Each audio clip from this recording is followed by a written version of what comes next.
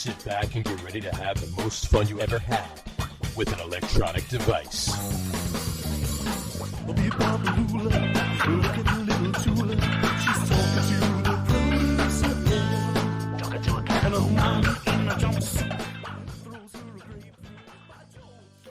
Hi, everybody. Welcome out to the Get On With It Sports Show. It is Wednesday, April the 24th, 2024. Jersey Johnny coming at you. And with me, as always, is none other than Mr. Harry Lug Nutz. And we're missing RadioPete. Where did he go? He went back into the darkness. He was just there a minute ago. He was. He'll be back. He'll be back. He's in and out. He's car phone Pete today. He's not Radio Pete. That's right. He's out and about on the road fixing a family problem, but he'll be with us presently in any event. All right.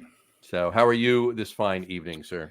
You know, just okay, I guess. Yankees we're up 2-0. Mm-hmm. They can't seem to hit the ball anymore, but I got to see LeBron complain about the referees after pushing off for his final shot. That's always fun.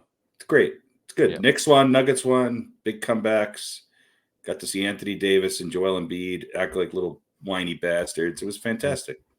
Gotta love it. Gotta love all of that.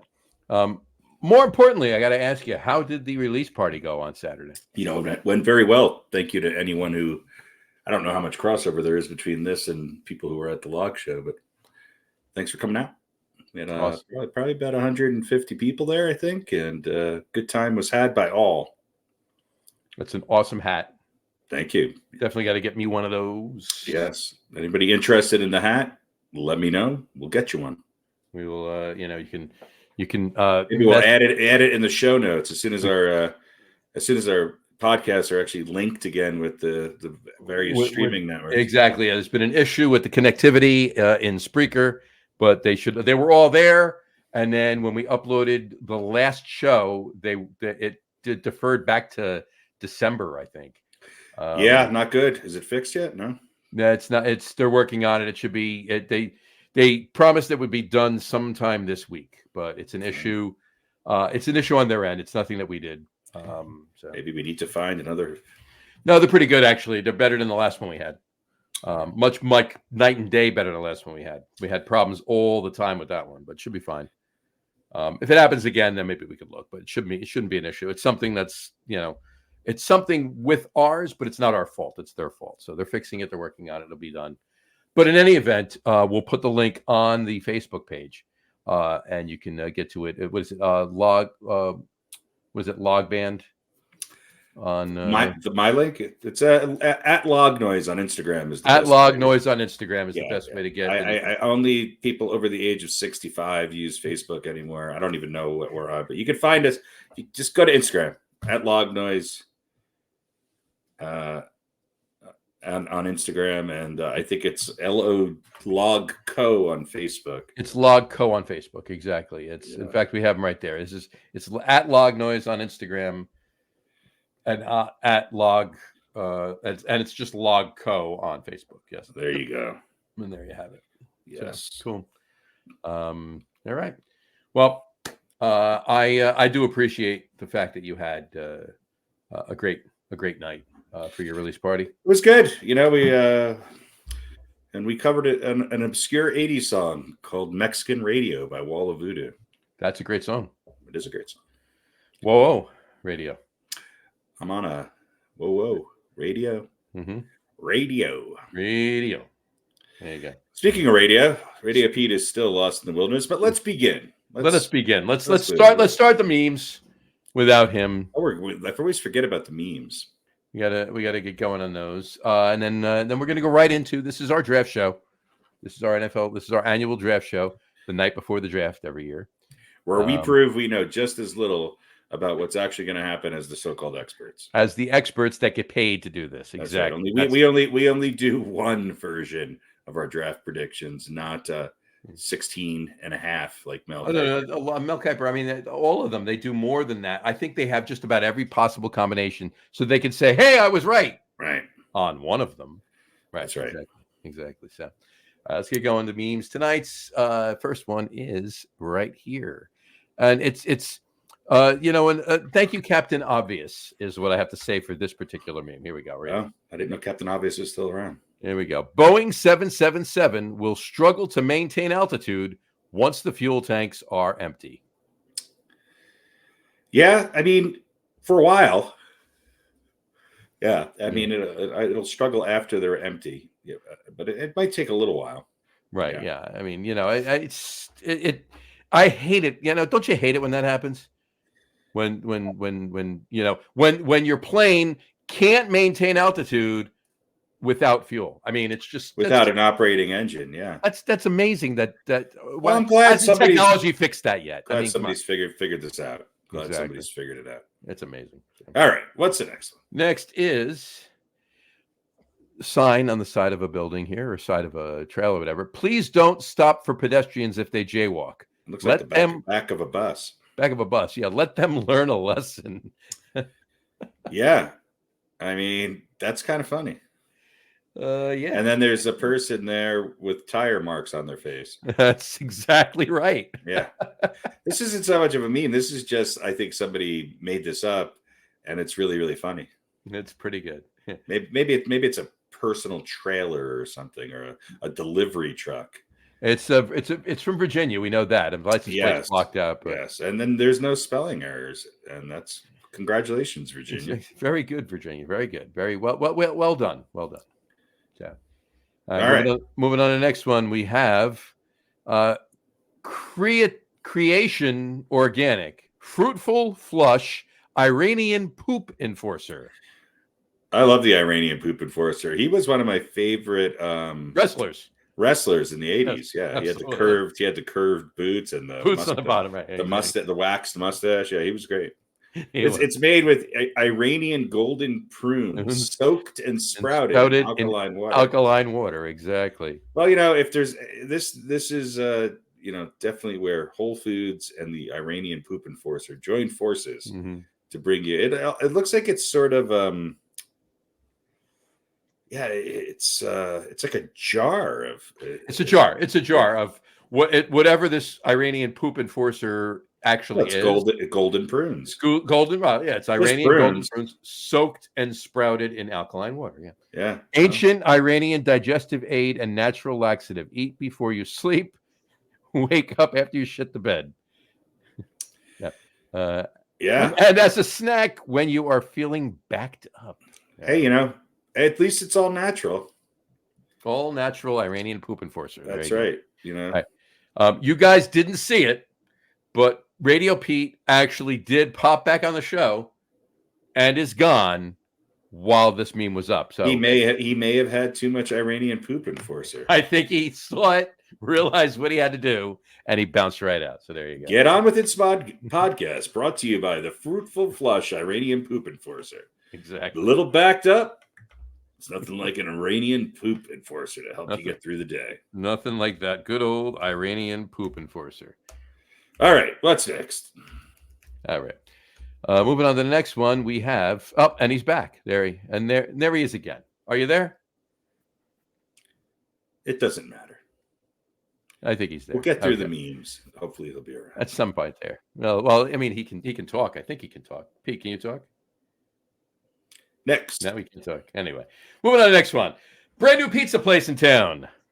Feces Pizza. Next.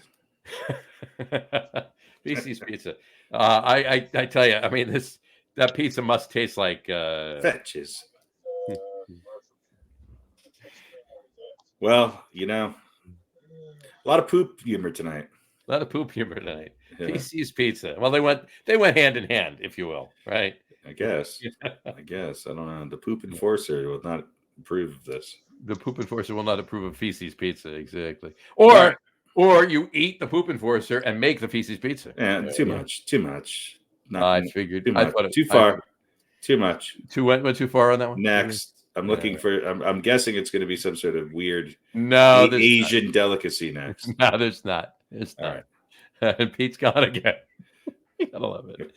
Anyway, next one is Brick City Market and Deli. They have beer, pizza, subs, wings, fingers, and groceries. That's right. Yeah. what I like is that what bothers me most about this, okay, is that the wings is kind of centered over the one window, but then the subs is not, and then the fingers and groceries are kind of centered in the brick. This is what I noticed. If they just shifted beer pizza subs over, it would be a lot better. But yeah, It'd be a lot better. But yeah, I wonder how much fingers go for these days. Well, it depends. It depends. I mean, sometimes people just need a good fingering, you know? Sometimes you just need a good finger. There you go. Gotta love it. All right. And to wrap it up, our last one of the evening. Squirt, wipe, and go. If only. That sounds like my perfect date. I was gonna say it needs no more conversation. This is what I have on Hinge. What are you looking for? Squirt, wipe, and go. I'm talking about her, not me. I would imagine. Yeah. But in any event, squirt, wipe, and go. And that car is really happy. Of course it's happy. It's got a little glimmer in its eye. The car is actually squirting. The car is squirting. There you go. Anyway, all right. Those are the memes for tonight. Hey, Pete. There you are. How you doing there, Pete? Car phone Pete. Don't draft people, draft beer. I like that. That's good. I like that. So how's the trip out to wherever it is you're running to? Or how's your finger? I'm actually liking this. All right, let's start. Anyway. Have we started? Are we recording? We are. We've been live. We have people watching, and we're rolling. So I'm sorry. I apologize to everybody. We apologize. Anyway, Pete will take care of his technical voice difficulties because he's actually on the show right now. But it works for us. Anyway, tonight is our draft show. Tonight is our annual draft show. We are going to talk about the NFL draft, and I figured we'd kick it off with an NFL draft history, just a quickie. Pete can answer this question in semaphore if he'd like, but in any event, we will kick it off that way. So let's throw that up there. All right, NFL draft history, just a quickie. Here we go. I got to ask both of you. We'll start with Harry, unless Pete actually has audio. Which draft would you redo for the? I think he's there. Are you there, Pete? Yeah, there we go. There you go. All right. So don't ask me what's going on, but it's working. So sounds like you're being arrested. I think so. That's just your seatbelt making noise. There you go. All right, I like it. Let's go with the draft. Just a quickie. We'll start with Pete. Because Pete hasn't talked yet. Which draft would you redo for the Jets? Right. 84. Hold on. Would you, of these two, not just any of these two, would you redo the 1983 draft where the Jets took Ken O'Brien at 24? Oh yeah, that's the one. And Dan Marino went 27 to Miami? Or would Or would you redo the 1991 draft where they took Rob Moore, the wide receiver, in the 1990 supplemental, lost their first pick, and then Brett Favre went 6th in the second round, 33 overall, and the Jets wound up a pick later with Browning Nagel. Well, they wound up with Favre in the end. So what are you complaining about? Yeah, no, I take Marino. The 83 draft. You go. Yeah. Last time I checked, Ken O'Brien and Dan Marino had the same amount of Super Bowl rings. You know, well, I did check that once. You're all right. All right, Harry. Yes. Which draft would you redo for the Giants? Oh, definitely the one where they took Daniel Jones. No, of these two. I'm giving you two. Would you redo the 2018 draft where they took Barkley at 2 and Josh Allen went to Buffalo at 7? Or would you redo the 1979 draft where Phil Simms got picked at 7th overall and Joe Montana went the last pick in the 3rd round at 82? Well, that's a no-brainer. I would obviously want to have Joe Montana. You would redo the 79 draft, all right? Yeah. Although, hey, look, Phil Sims wasn't that bad. Would Montana do what he did in San Francisco in the Giants system, though? Well, that's the question, right? Well, let's talk about that. So in '86, the Giants system was pretty diverse. That was Sims' best year. They had a pretty good passing game. Yeah, I think Joe Montana. Imagine Joe Montana with Mark Bavaro. He didn't have Roger Craig, he didn't have Jerry Rice, but he would not have done what he did in San Francisco. But I think with the Giants defense and with the Giants teams, look, the '86 team with Joe Montana is a better team than Phil Sims. So Phil Sims had a wonderful Super Bowl, but yeah, I think Montana. He would not have done what he did in San Francisco. But he probably would. The Giants would have been way more consistent, and I think they would have. I think they probably would have won another Super Bowl with Montana. Fair enough. All right, that makes sense. Yeah, he would have been on good teams regardless. Yeah, he wouldn't be considered. He maybe would have done exactly the same thing, but he would have flourished and he would have won. Yeah. And he would have gone down as an absolute New York sports hero. There are reports that he's coming back this year. He's coming back right now. That there were several other teams that would have picked Phil Sims in the first round if the Giants hadn't taken him at 7. Look, I always say this: Phil Sims is probably the second best quarterback in the history of the New York Giants. It's because the Giants have historically not had great quarterbacks. They've had good. We had Fred Tarkenton for 6-7 years, never won really in the playoffs. Eli Manning, you have to say, is the best Giants quarterback of all time. Mm-hmm. Back in the day when they had leather helmets, we had some decent quarterbacks, and we had Frank Gifford or whoever the fuck was, Charlie Connerly was Charlie Connerly, and Wyatt Tittle and Wyatt Tittle. But again, it's like, yeah, Wyatt Tittle's older than Babe Ruth, so I'm just like, it's just like, come on. Wyatt Tittle was actually that picture of Wyatt Tittle bleeding, kneeling in the end zone. Right. He was only in his late 30s. I know. My point being is that looked older, but Joe Montana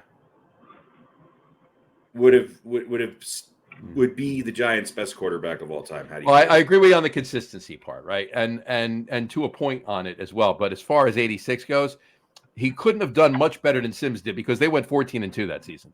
Right, and he had they did 15-1 or a perfect year. Sims had maybe the perfect Super Bowl as a quarterback. Right, exactly. And would Montana have had as good a Super Bowl? I think he still would have won, and I think he would have had I think he probably would have still been around. I think he would have had better years before that and better years after that. I think that in 87, 88, 89, I think the Giants would have had way more consistency. I think Parcells would have stuck around longer, and I think they would have won a few more Super Bowls. And Montana, side note, might have had a longer career because he wouldn't have had to go up against Leonard Marshall, who his head is still ringing from that hit back in '91. Right. Well, he would have had to gone up against Charles Haley, but yeah.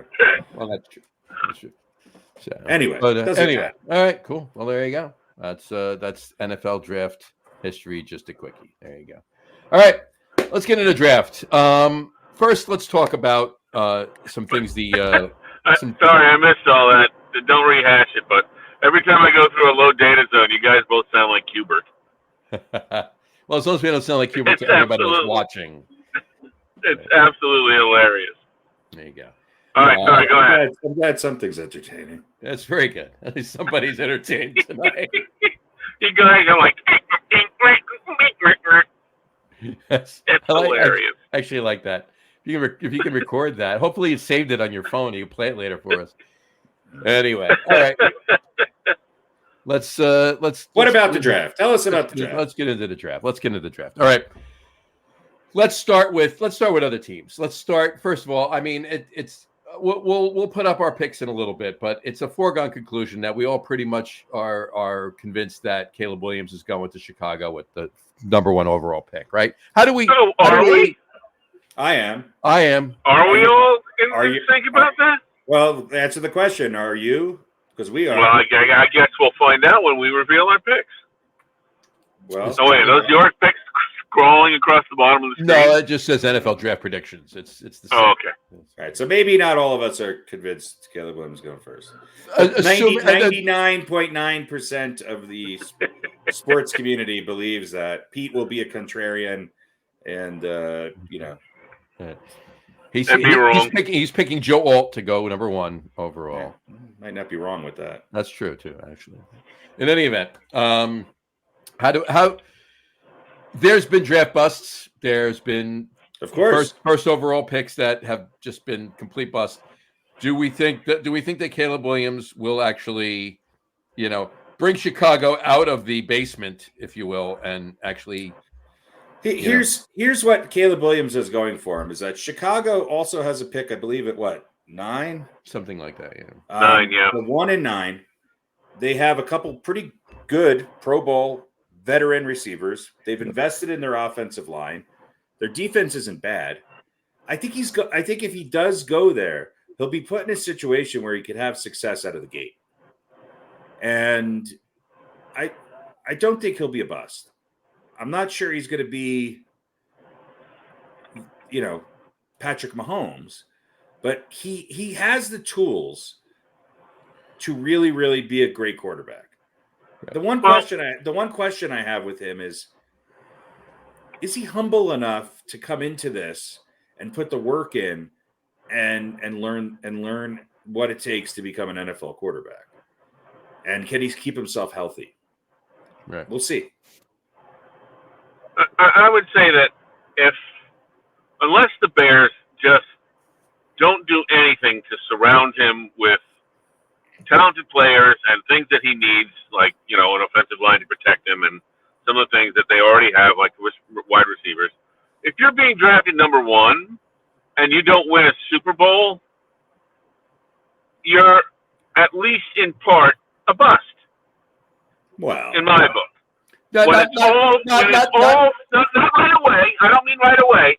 When it's all said and done, if you're supposed to be the savior of the franchise and you don't win one, you're kind of a bust.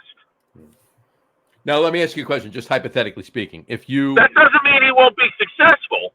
And that doesn't mean that Chicago fans won't love him, even if he doesn't quite get there. Or maybe gets there, and if he gets there, I think then he's not a bust. But if he gets there and doesn't win one, I think, and he's successful, they can still love him. But in my book, if you're the number 1 pick in the draft and you don't get there, then unless the team abandons you and doesn't help you, then you're a bust. If they're giving you the tools, okay. How many number 1 draft picks do you think have won a Super Bowl in the history of the NFL? I don't know, 4. No, more than that.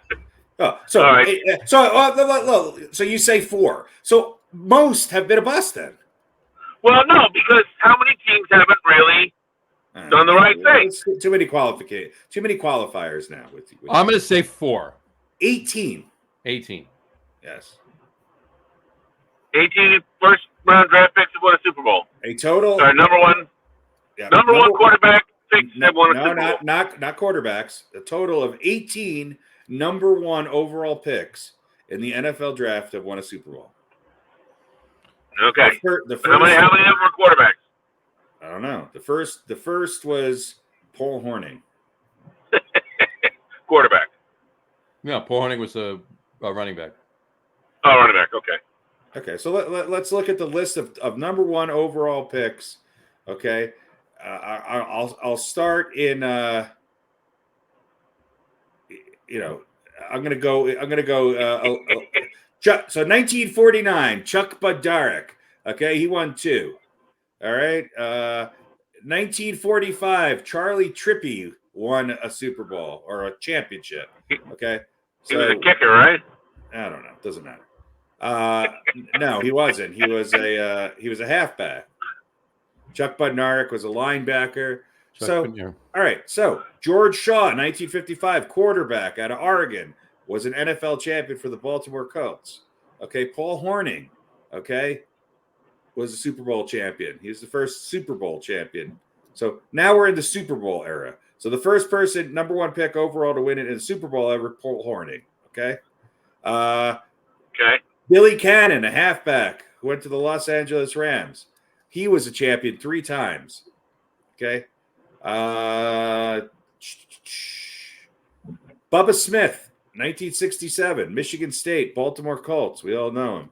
Super Bowl champion in Super Bowl 5. So we're in the 5th Super Bowl, and already we have 3 number 1 picks who have won a championship. Okay. There you go. Now we're getting into Terry Bradshaw was a number 1 pick in 1970. I think he won a few Super Bowls. I heard that. 1971, Jim Plunkett. He won a Super Bowl. Okay. Yeah. Okay. So that's 2 QBs, right? 1973, John Matuzak, defensive end, won a Super Bowl. Okay. Won a couple Super Bowls. 1974, Ed Jones, Dallas Cowboys. He only. I heard he was too tall. He was. He only won 1 Super Bowl, and I knew you were going to say that dumb fucking joke. Okay. 1970. Hey, I didn't make the nickname for him. Yeah, but we just could have left it alone. I know. All right. Now we go a while. Okay. We got Billy Sims. Was he a bust? Earl Campbell. Was he a bust? George Rogers. Was he a bust? But they're not quarterbacks. Okay. You said number 1 picks. I'm telling you. Okay. Here's another. Here's I meant quarterbacks. All right. Well, you have to we clarify want things. Caleb Williams is a quarterback. I don't care. So maybe I didn't clarify. If you're the number 1 pick and you're a quarterback and you don't at least get to the Super Bowl, you're something of a bust. All right. John Elway was the number 1 pick. He went to the Super Bowl many times and won a few. Bruce Smith, not a quarterback, but won one. Quarterback, Troy Aikman, number 1 pick, 1989. Right? Won a Super Bowl. Won a Super Bowl. Right?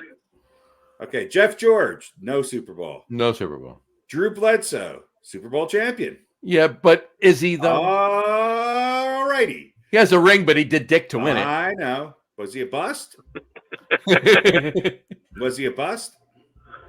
He never won one. He did. He got hurt. Brady. He got hurt. He got Wally Pitts. All right.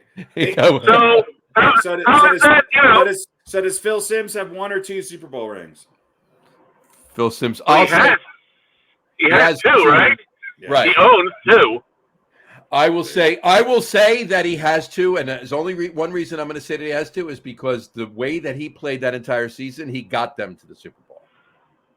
Not really, but anyway. Yeah, he was a big part of the reason they were there. 1998, Peyton Manning. Yeah, he was. I don't think he was a bust. Now we're getting into some bust territory. Well, no, okay. Manning won 2. He won 2. Well, Manning won 1, and his defense won another. Well, okay. But he's got 2. But even if he didn't win a Super Bowl, I don't think I would consider Peyton Manning a bust. No. Okay. Tim Couch, 1999. Bust. Okay. Bust. Michael Vick, 2001. Cunt. Next. Carson Palmer. You said bust wrong. Did you just rearrange the letters in bust to come up with that? Yeah. Fucking should still be in jail. 2002, David Carr. Bust. 2003. Whoa. David Carr won a Super Bowl, dude. I know, but I still think he's a bust.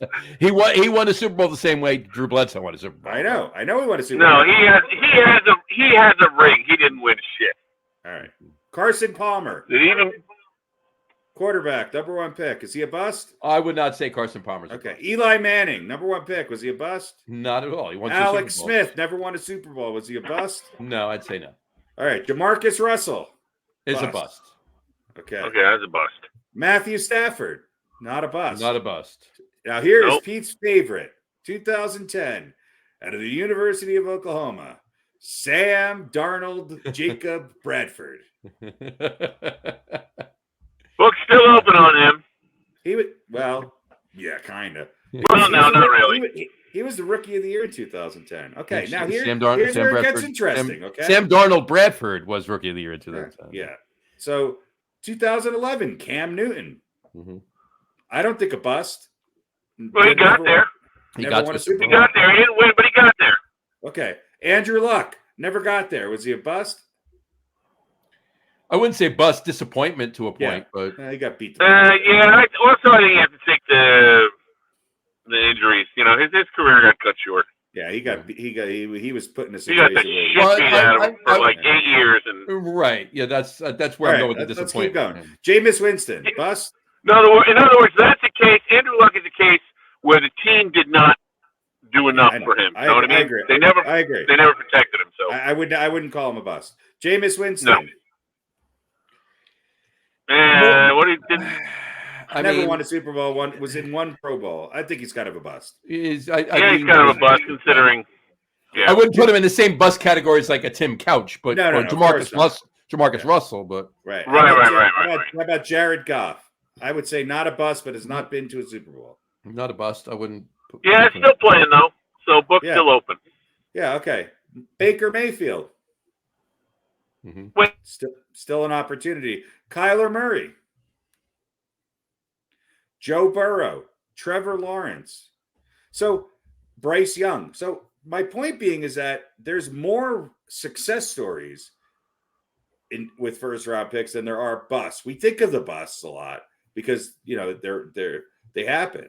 But I think that historically, if you look at the number one picks in the NFL draft, number one overall, quarterbacks or otherwise, I think the vast majority of them have had a successful NFL career. Maybe not legendary, maybe not Hall of Fame, maybe not championship, but successful. All right, but I'm not saying they're in Jamarcus Russell territory if they never win. Right. They can have success, but if you're number one in the draft and you're a quarterback, if you don't even at least get there and the team hasn't abandoned you or has given you talent around you, then you're kind of a bust. So Jared Goff's a bust so far. Didn't he get to the Super Bowl? He got to one Super Bowl, yeah. Okay. So it's just getting he's just getting there. Okay. So Cam Newton's not a bust. So most of them aren't busts then. Yeah. Okay. I'm just saying. All right, so let's and they're not total. I'm not saying they're total busts. I'm just saying that's why they were drafted to get there. What I'm saying is that historically the number one picks have had pretty good careers. Let's quantify it right to Chicago for a second, right? Let's talk about Chicago. Just Chicago, let's talk about. Since 1970, since 1970, the Bears have drafted 6 first-round quarterbacks. Not overall, number one overall, but first round. They've drafted a quarterback in the first round 6 times since 1970. And I'm going to go backwards. Justin Fields. You tell me bust or not. Right? The verdict's still out. I think he's got a long year ahead. Yeah. Drafted him 11th overall. That was 2021. 2017. Team's given up on him. 2017, Mitch Trubisky they drafted. Of course, they drafted him. That was horrible. They could have had Patrick Mahomes. That's Tim Couch territory. Right. Yeah. Okay. Yeah. They drafted him the highest of all 6 of these. Yeah, they drafted we him all remember. number 2.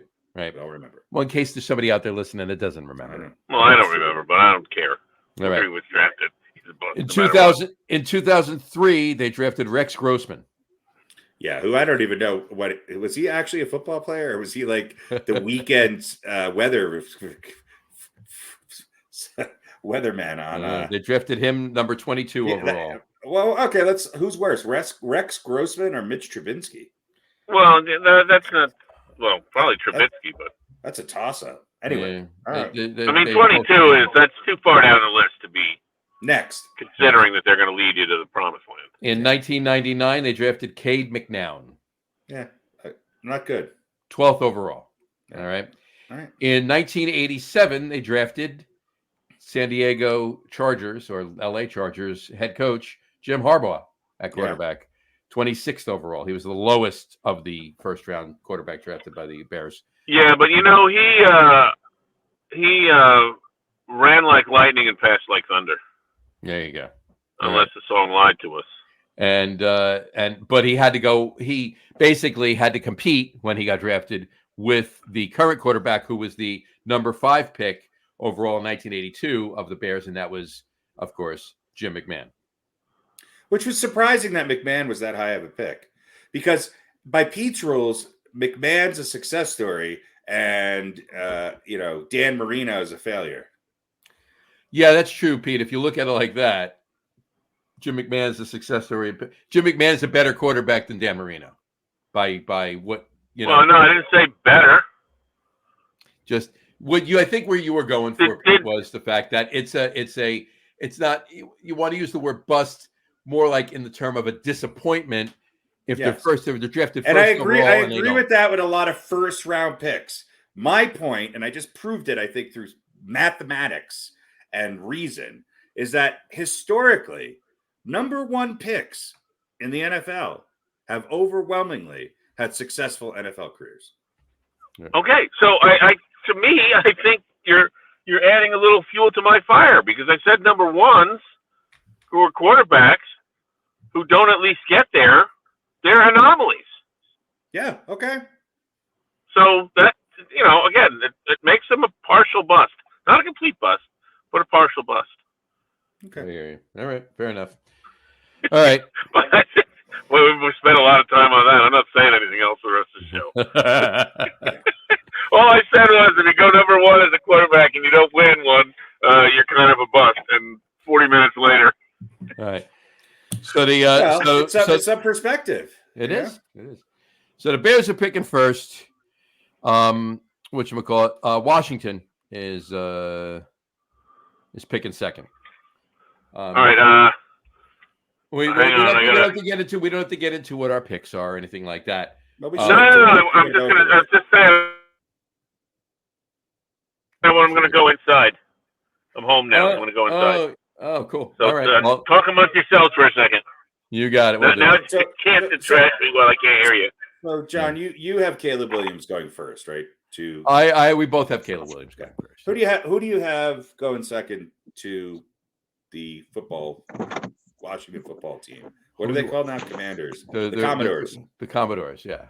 Who do you have I actually have Jaden Daniels going second. Yeah. I think most people have either Drake May or Jaden Daniels going second. Here's one thing I do want to talk about while Pete's transitioning.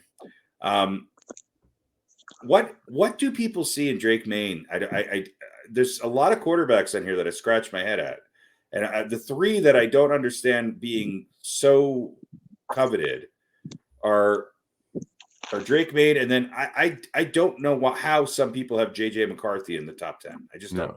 I honestly think, me personally, I personally think the best quarterback of this whole entire draft class is Jaden Daniels. I think so do I. I agree. Over Caleb Williams. I agree. And you know who I think is going to be the second best? Some people have him going in the third round. Joe Alt. Bo Nix. And Michael Penna. I don't know how these guys have slid so far down. Because they're Bo Nix, because he's 84? Well, he's 24 years old. Good. That's a good thing, right? I know that. You get him on a rookie contract for the best years of his career. I know. I don't know. I don't get it either. But I personally think Jaden Daniels is the best quarterback. So Pete, who do you have in your top three? It doesn't matter what order. Who are your top three picks? No, you can't. He's still setting up. We'll get back to him. But I have whatchamacallit? The Patriots are drafting third. Now, a lot of mock drafts have the Vikings trading up with the Patriots. Now they're going to have to trade. They're going to have to give them a lot, and I'll tell you why. Right. Patriots need a quarterback.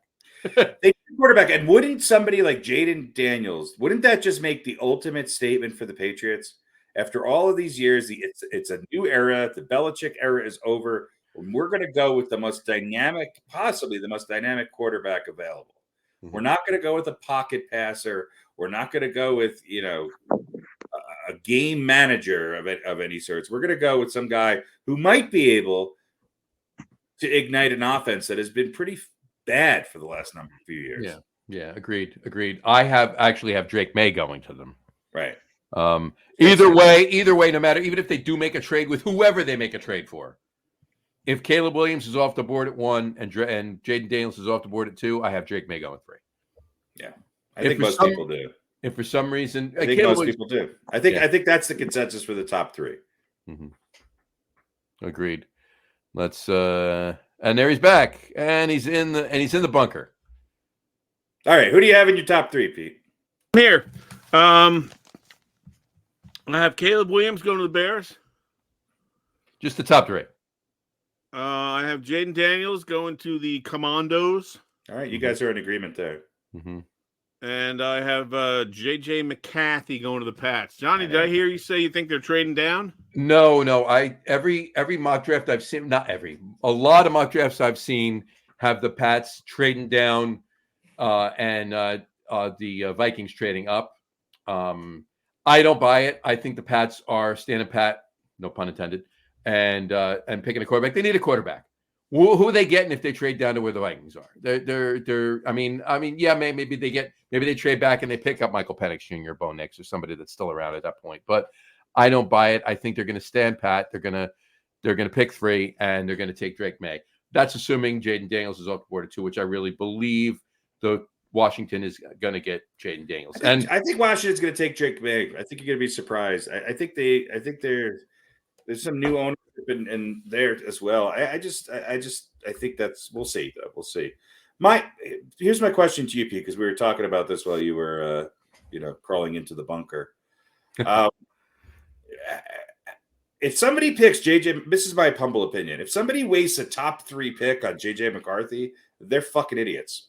Mm-hmm. I just don't understand the appeal of this guy that high in the draft. I don't find it either. I'm of your mindset too. If the Giants are going at 6 and they're not trading back and they're going to pick somebody, we'll get to who I have them picking. But if they're going quarterback and JJ McCarthy's still on the board, obviously, as well as Michael Penix Jr. and Bo Nix, I would rather see them pick Michael Penix Jr. or Bo Nix over JJ McCarthy. I just would. Yeah, I would too. I'd rather see them take Malik Neighbors and get a quarterback, get Bo Nix, trade up another pick to get Bo Nix. Trade back up into later in the first round and pick that up. But now that's not an impossibility. They do have some capital they can use. Mm-hmm. We got one comment in here a couple minutes ago. David Burns watching from Cedar Hill, Texas. Cheers, welcome, Dave. Thanks for watching. Thank you. Hey, Dave. Let us know what your thoughts are on the top 10 spots, or at least who do you got at 4th? 4th is at least as it stands before any trades. Who's picking? What team is picking 4th? Cardinals are 4th, right? Yeah. Cardinals are picking 4th, and I have the Cardinals getting what I think might be the most impactful player right away in this draft. I got them going with Marvin Harrison Jr. I also have Marvin Harrison Jr. going 4th to the Cardinals. Me too. You do. Look at that. We're all in agreement. Look at that. Imagine that. All right. So I'm sorry, Harry. What do you have happening at number 3? I got Jaden Daniels at 3. I got Drake May going to the Commanders. Okay. So we all agree on Caleb Williams. You've got Drake May number 2, mm-hmm. Daniels number 3. Johnny, you got Daniels number 2. I have Daniels number 2 and Drake May number 3. Marvin Harrison 4. Yeah, 4. Okay. Mm-hmm. So I'm the only guy who thinks the Pats are going to be dumb and take JJ McCarthy. Yeah, I also think you might see the Pats trade to get up 1 pick to make sure they get Jaden McDaniels. I was thinking they were going to trade down. Jaden McDaniels is Jaden Daniels' Irish cousin. No, I was thinking the Pats might trade down and try and fill some holes and try and build some. I think the old Pats mentality. I think the old Pats mentality is over. Right. I think they're going to go out and get the most dynamic player that they can get, and I also think that I don't think the Patriots are empty. I think they have some talent. I just think they've had really bad skill players over the last 4 or 5 years. Really bad skill players. They definitely need some help. But look, they took Mac and Cheese, 3-4 years ago? Kid out of that was a stretch. Oh, he was the last quarterback that was worth anything at that point. Yeah, but they stuck with. He obviously didn't get who he wanted. Work. I'm just for probably up until yesterday, I was thinking, they're going to try and build the team a little bit and look for a quarterback later, and then maybe say if it's not this year, we got a couple guys that can just fill in. They got Brissett, and I forget who their other quarterback is, and there'll be somebody else next year that we can draft. But read a couple of things that changed my mind. So I think your theory is right. They're looking for the most dynamic player. I think they're just going to perhaps misjudge who it is. Yeah. So I'm not saying I think it's a great pick, but I think that's the way they're going to go. I think Belichick wouldn't have panicked and taken McCarthy, but you're right. He's not there anymore. The old mindset is out the window, and I think they're going to suffer from that. We got to get ours. And look, I love Belichick, and you know how much I think he's the greatest coach of all time, but he has been pretty horrible in the draft over the last 6-7 years. Yeah. I mean, just bad. Well, listen, he's a systems coach. So. He is. There you go. Yeah. All right. Harry, who do you have going fifth? Going fifth, I have Olam Iniwaihu Fashanu. The edge. Alumuwai. Yeah, Fashanu. Let's just call him Fashanu. I think, he's a defensive tackle, edge, whatever you want to call him.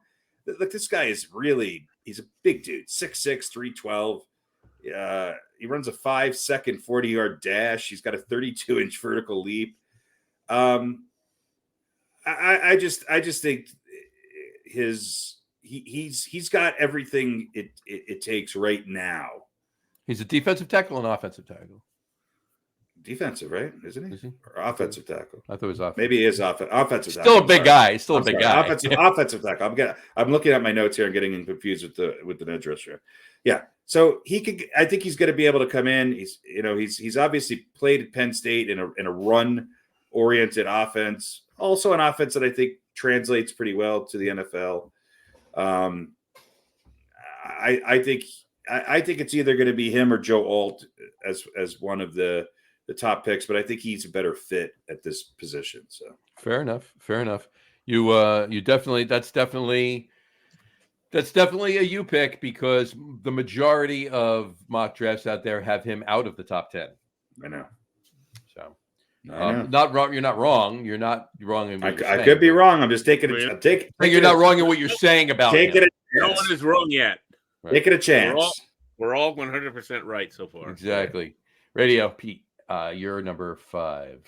I agree with everything that Harry said, except for the name.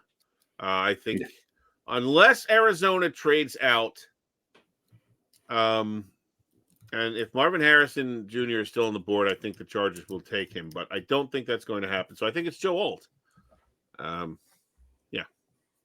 Yeah, and you might be right. I had both of them there. I was kind of going by, who knows? But yeah, I got you. Fair enough. All right, and just so you're aware, I have at 5. Whatchamacallit? I have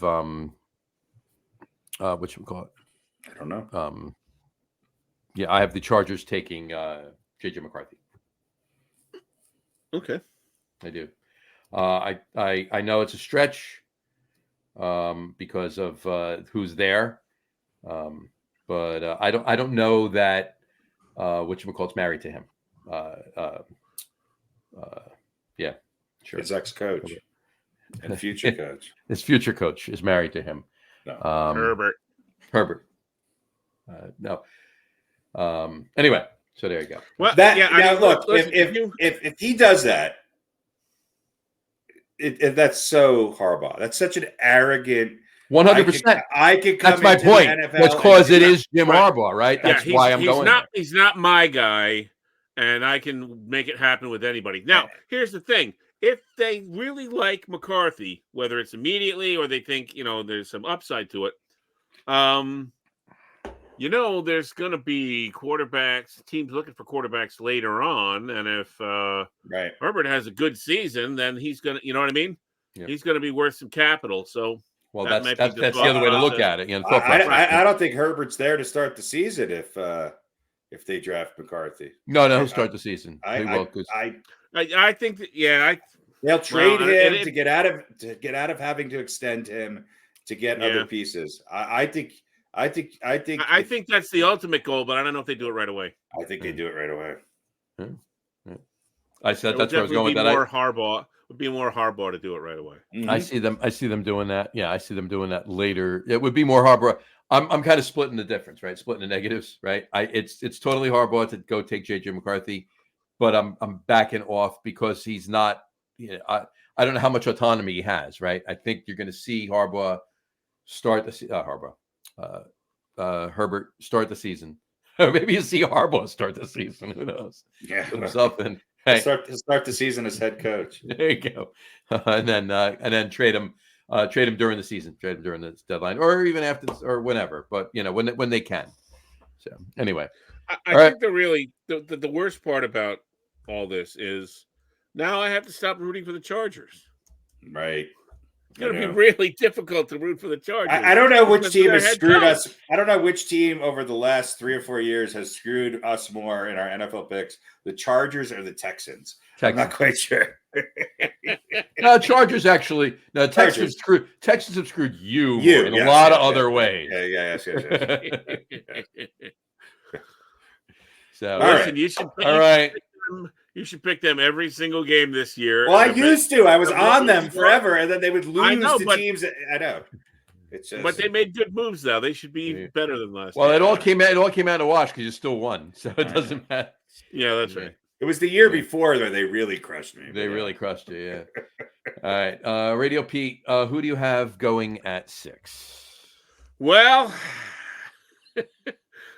put this under the history repeats itself, perhaps. Oh yeah, I can't wait.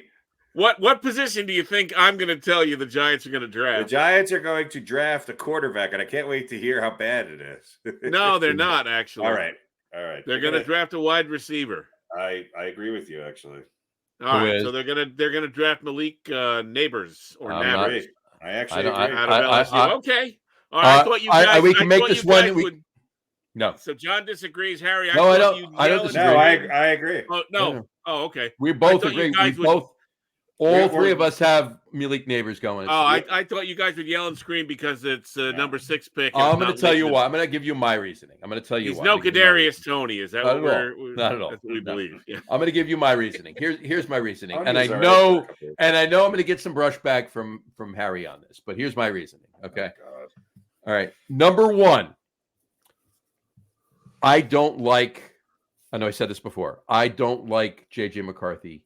And if he ever does become a Giants quarterback and we ever get him on the show or whatever, don't tell him I said that. But anyway, I'll tell him. If he wins the Super Bowl, I'll tell him I love him. That's true. Well, that's a different story, right? But in any event, I don't like JJ McCarthy more so than even, like I said, Michael Penix Jr. or Bo Nix. So I can see the Giants taking Malik Neighbors at 6 and then trading back into later in the first round when Michael Penix Jr. and Bo Nix are available and grabbing one of them. I'd be fine with that. And you know how much I like both of them. And I honestly think Bo Nix is going to be the next Joe Burrow. That's just that's my take. I'm sticking to it. If the Giants are smart enough to do that, but they haven't done that in years past. They've traded down to get capital so they can make really bad picks and have a really shitty team. Right. So they need to change that. And I'm with you, John. If they could get Malik Neighbors and a Penix, I honestly think JJ McCarthy might be around at the 7th or 8th pick. You never know. There's no guarantee that he's going to go earlier.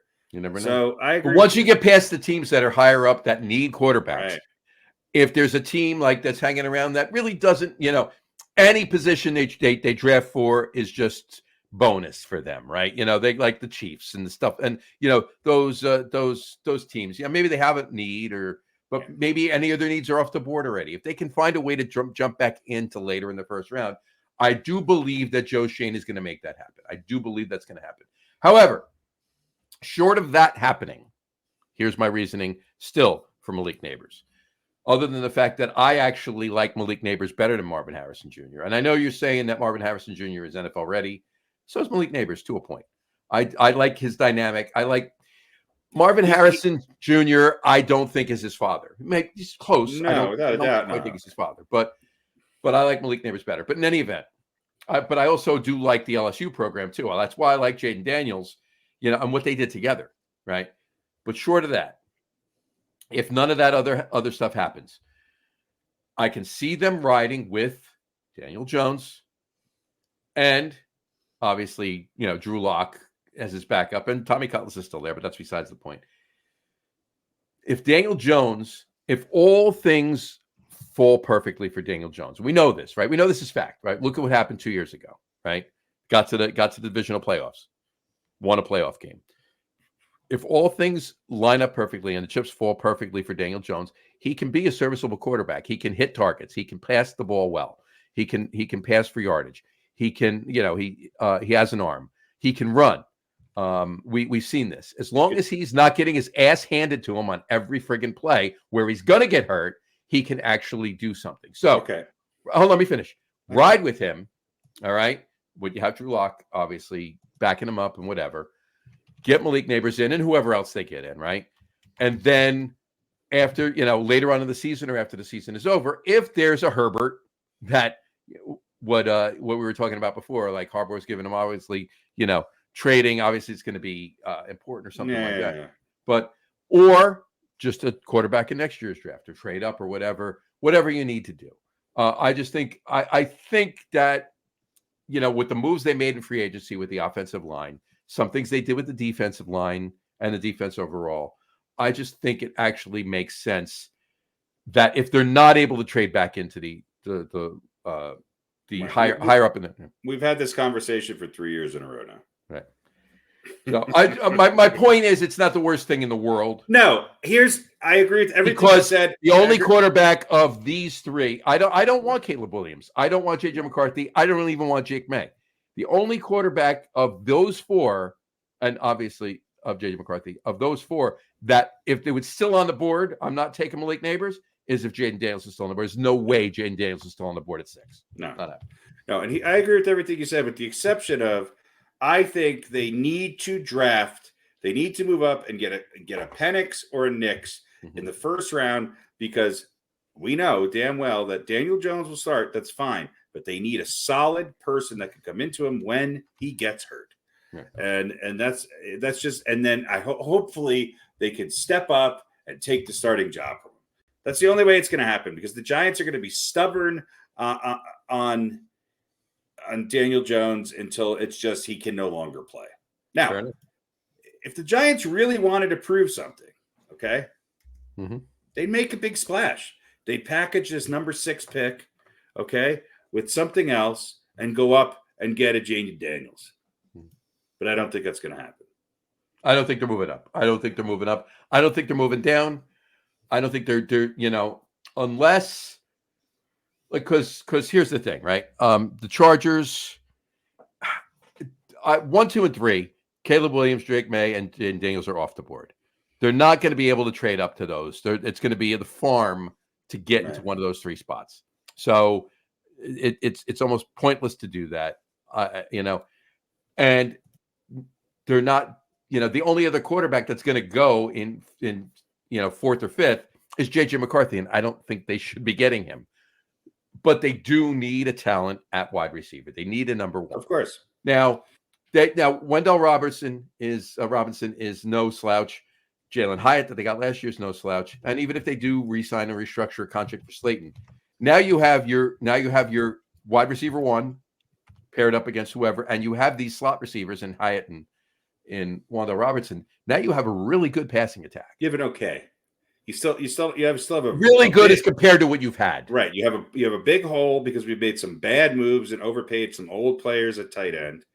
And what you said earlier is the point. Will they be able to block? Now, here's the one thing I will say about Daniel Jones. Yes, his offensive line has not been great. But if you look at Daniel Jones, okay, his mechanic, he takes too long to get rid of the ball. And in today's NFL, you cannot do that. Now, does he have the ability to scramble? Is he a good? Yeah, of course. Okay, he's played in the NFL.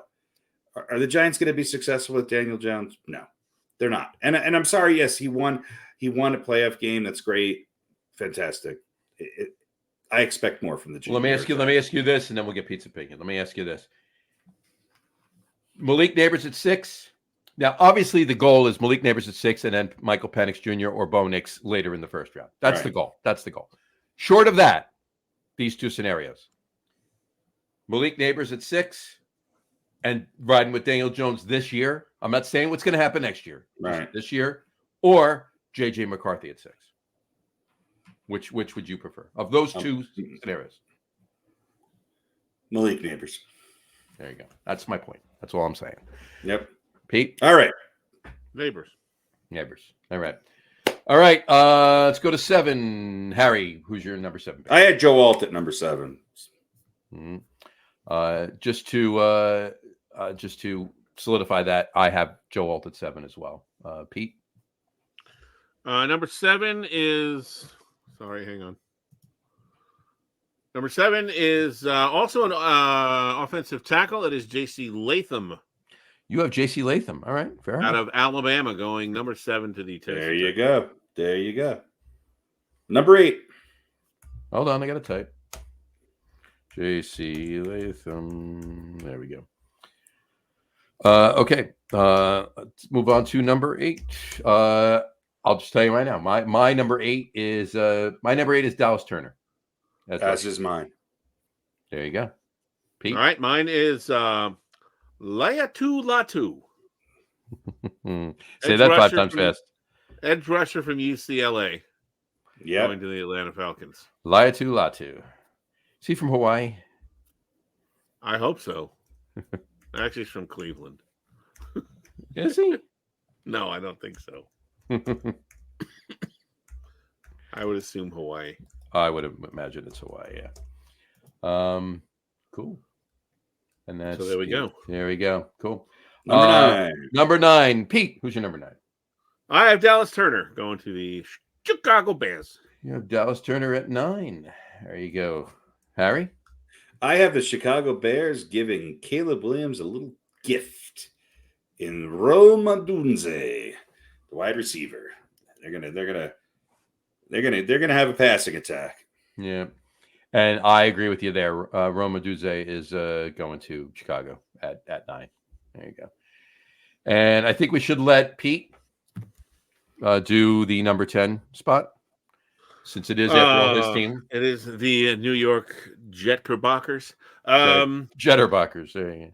Well, listen, the Jets are finally going to spend a little bit of their draft capital on what they should be doing. I don't think they're taking my advice, because I don't think they ever heard what my advice is. But they're going to try and keep Aaron Rodgers upright, because they really don't have anything. Not that they really had much with Zach Wilson, but the whole Zach Wilson, our future, etc. That we all know that's it's obviously out the window. So they're going to take. He's here now. Yeah, exactly. So there's no reason to. It's Aaron Rodgers or bust. Mm-hmm. Right? There's no one waiting in the wings to take over. There's no future Jets quarterback. Right. So who do you got? They're going to take an offensive tackle out of Oregon State named Talisi Fuaga. There you go. Talisi Fuagra? Talisi Fuaga. Isn't that a Harry Potter character? No. There's no R. It's not goose liver. Let's hope not. Time will tell. Fuaga. Talisi Fuaga. Who do you got for the Jets taking? I have the Jets taking Brock Bowers, the tight end. So do I. And you know what? I'm going to call this at number 10 the surprise performance of a rookie and somebody who's going to actually battle for Rookie of the Year this year. I think Aaron Rodgers is going to make Brock Bowers Rookie of the Year. Really, you do? I do. I think this guy's good. I like that. He's a mismatch. And he's tough, and he will help with what Pete's talking about with blocking, because he's more of an old school tight end that can also go out and get the ball. He was a tackle for a number of years. I like it. That's how wrong will we be? How wrong will we be? All right, just real quick. Did you guys go beyond 10? No. Okay. No.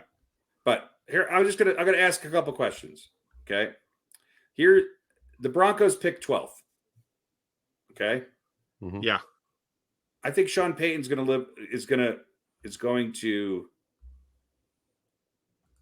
I think he's going to make the pick. Here's our picks now.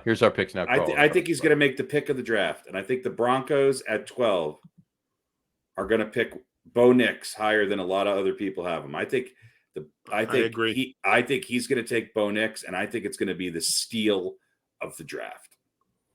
I I have Drake May going 11. You have him that low? The Vikings. Wow. Yeah.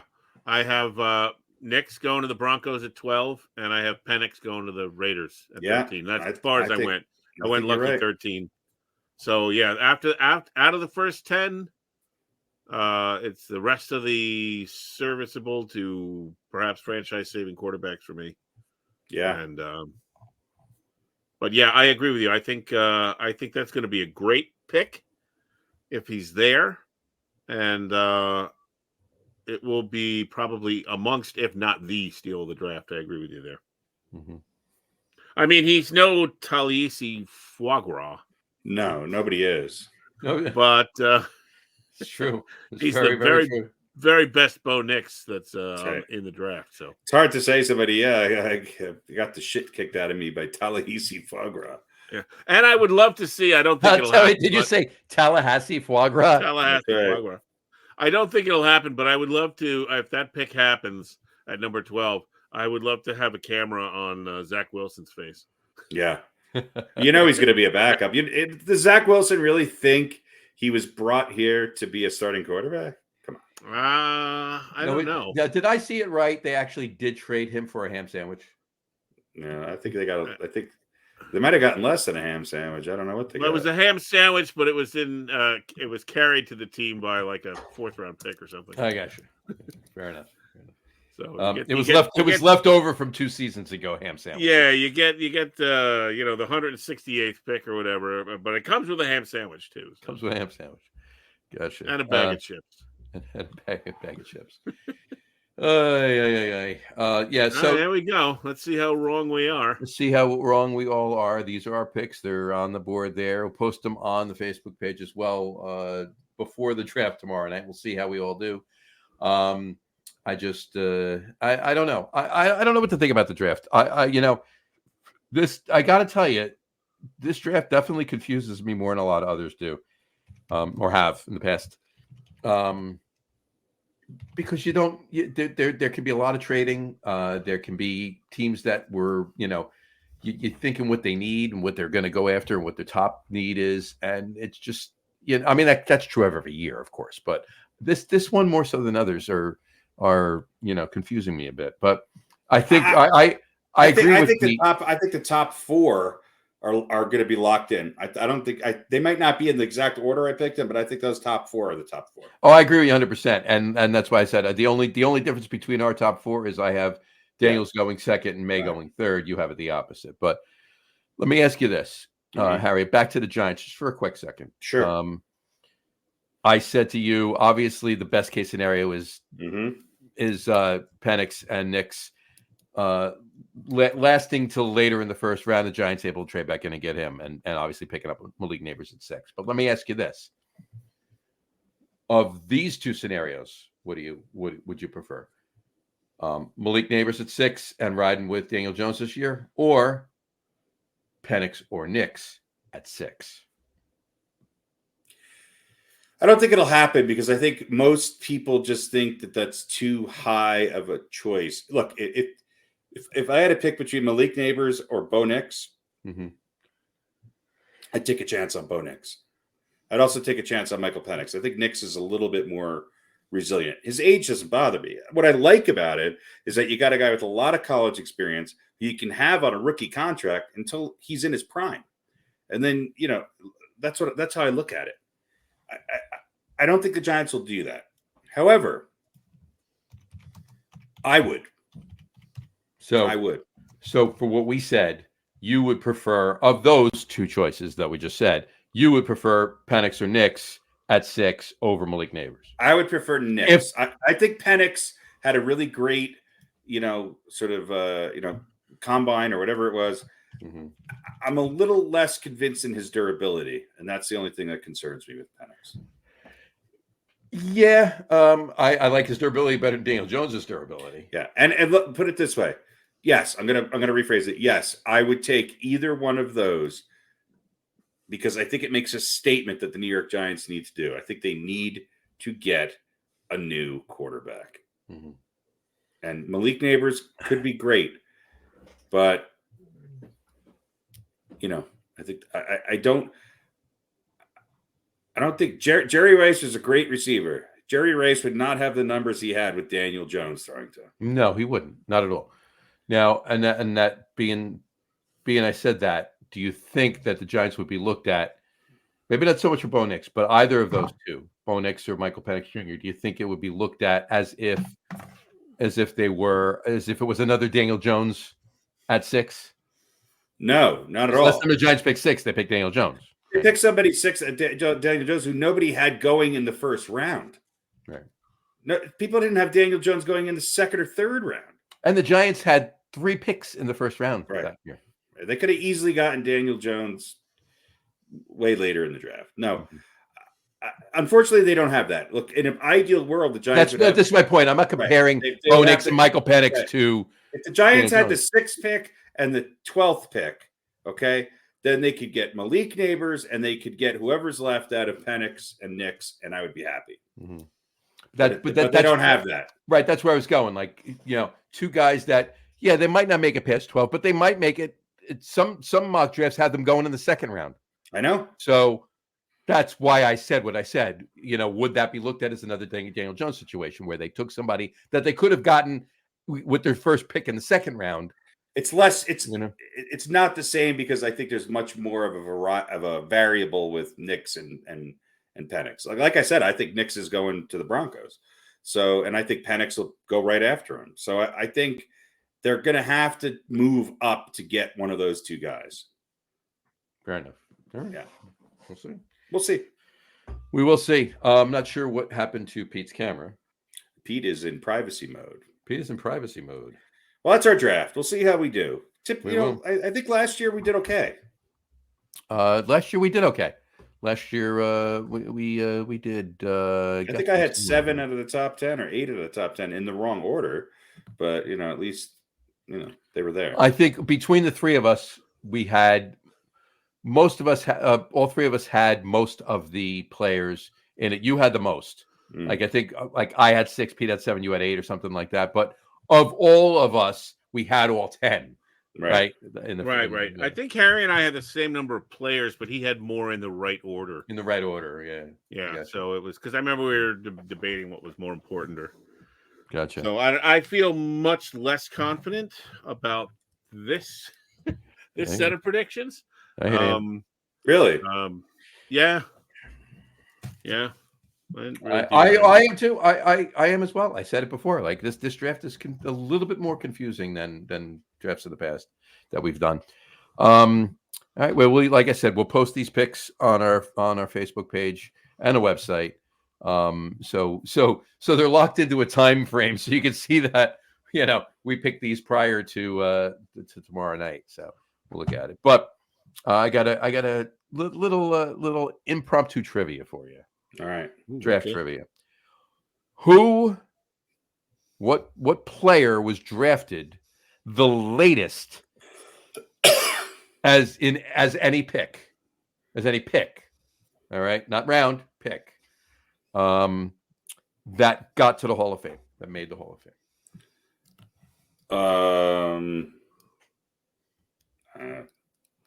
I'm sure it's somebody that is it a popular player? Yeah, well, it's a popular person. Okay, they're not playing anymore. They were a coach.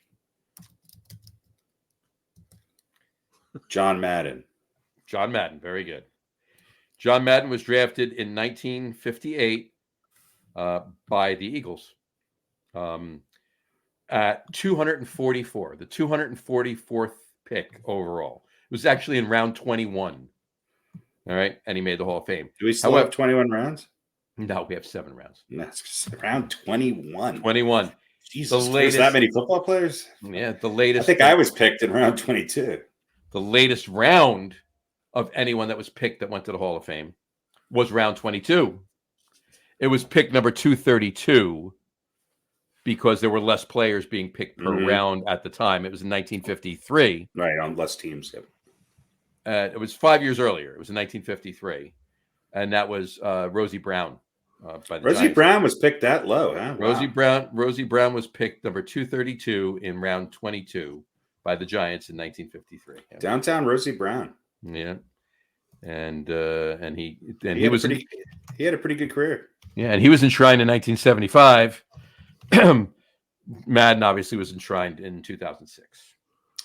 Well, there you go. And he was enshrined as a coach, obviously not a player. So there you go. New York Giants, find yourself your next Rosie Brown. There you go. There you go. And of course, the other one I was going to go with this was the highest player drafted to make a Super Bowl, but we all know who that is because he just did it. Brock Purdy. Yeah. The lowest player, you mean? Lowest player drafted. Yeah. Highest number, lowest player drafted. Right? Gotcha. I got you. Yeah, sure. Anyway, all right. Well, there you go. I'm going to leave this up while we do the rest of our show. While we square dance. While we square dance, exactly. What else are we doing? Is there anything else to talk about? I mean, God, it's a draft.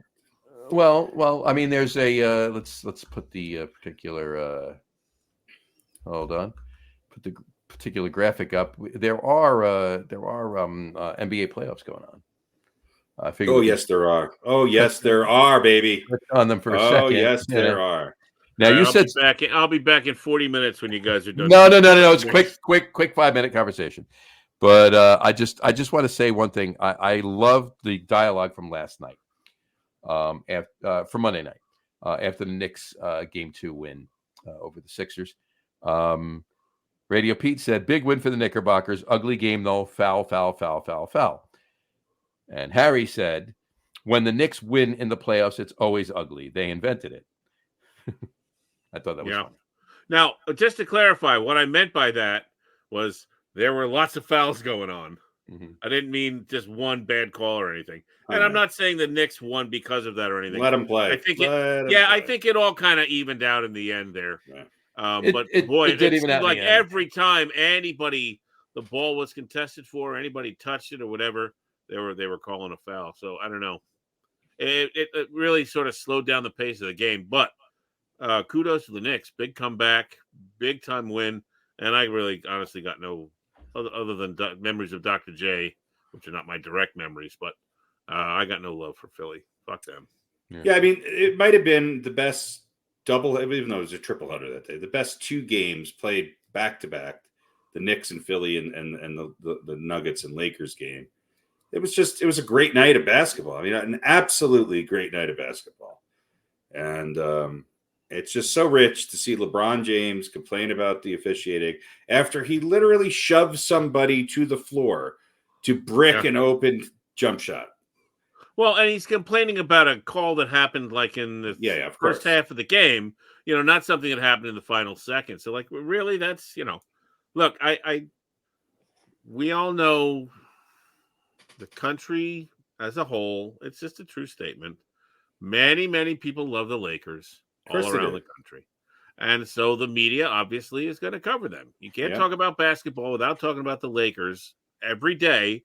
No matter what they do, even if they don't play, you're talking about the Lakers.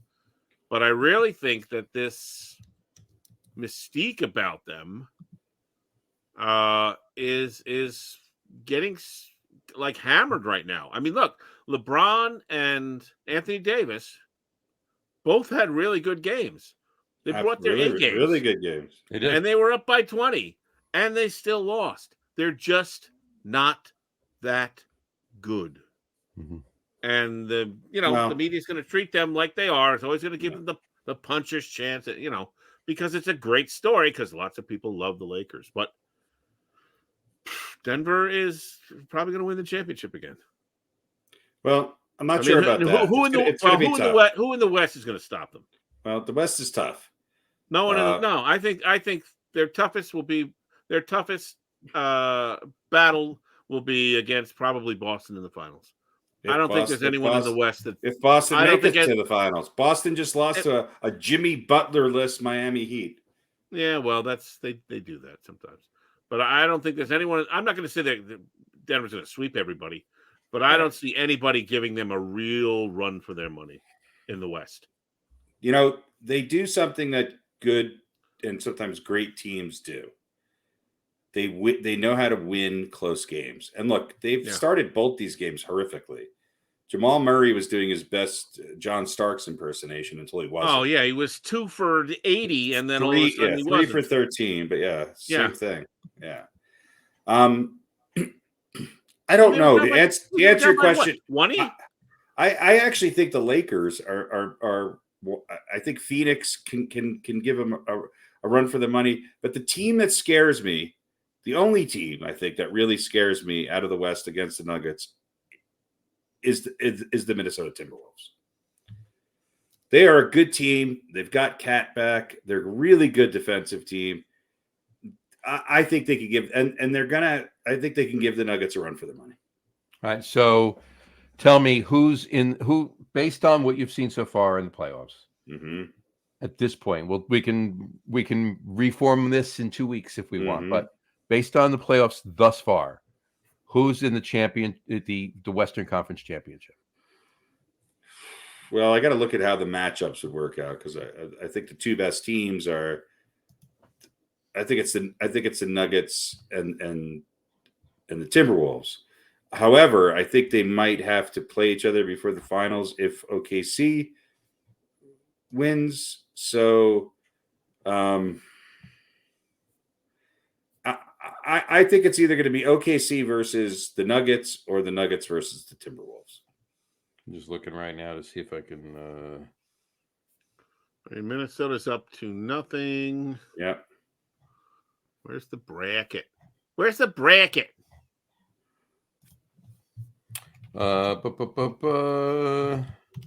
just by rankings. So. I know. Yeah, but I don't like I would know what that is. And look, I mean, big win for Dallas last night. They who knows which Clippers team is going to go? It's going to show up. All right, so they would potentially meet in the next round. Yeah, they would have to play each other in the next round. Yeah.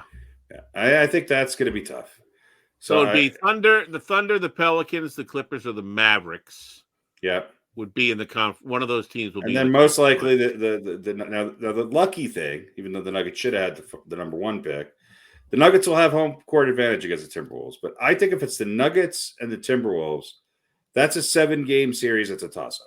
I honestly believe that. And so in your mind right now, in your gut, or both, mind or gut, or mutt or gind, whatever, who would you say would be in the? I think it's going to be either the Nuggets or the Timberwolves. Obviously, that's kind of against the Thunder. I think people are underestimating the Thunder. I think they're going to go. I don't think you can underestimate a 1 seed. Well, they are though, John. They are. People don't have them getting anywhere close to the finals. I'm not just believing you. I'm saying I don't understand how people can. The other team that everybody loves because it has a bunch of old stars on it are the Clippers. Mm-hmm. You just hear about Stephen A. Smith talk about the Clippers. So yeah, but there's something to be said. I mean, let's see who's on the Thunder, who's old. No one. That's the thing.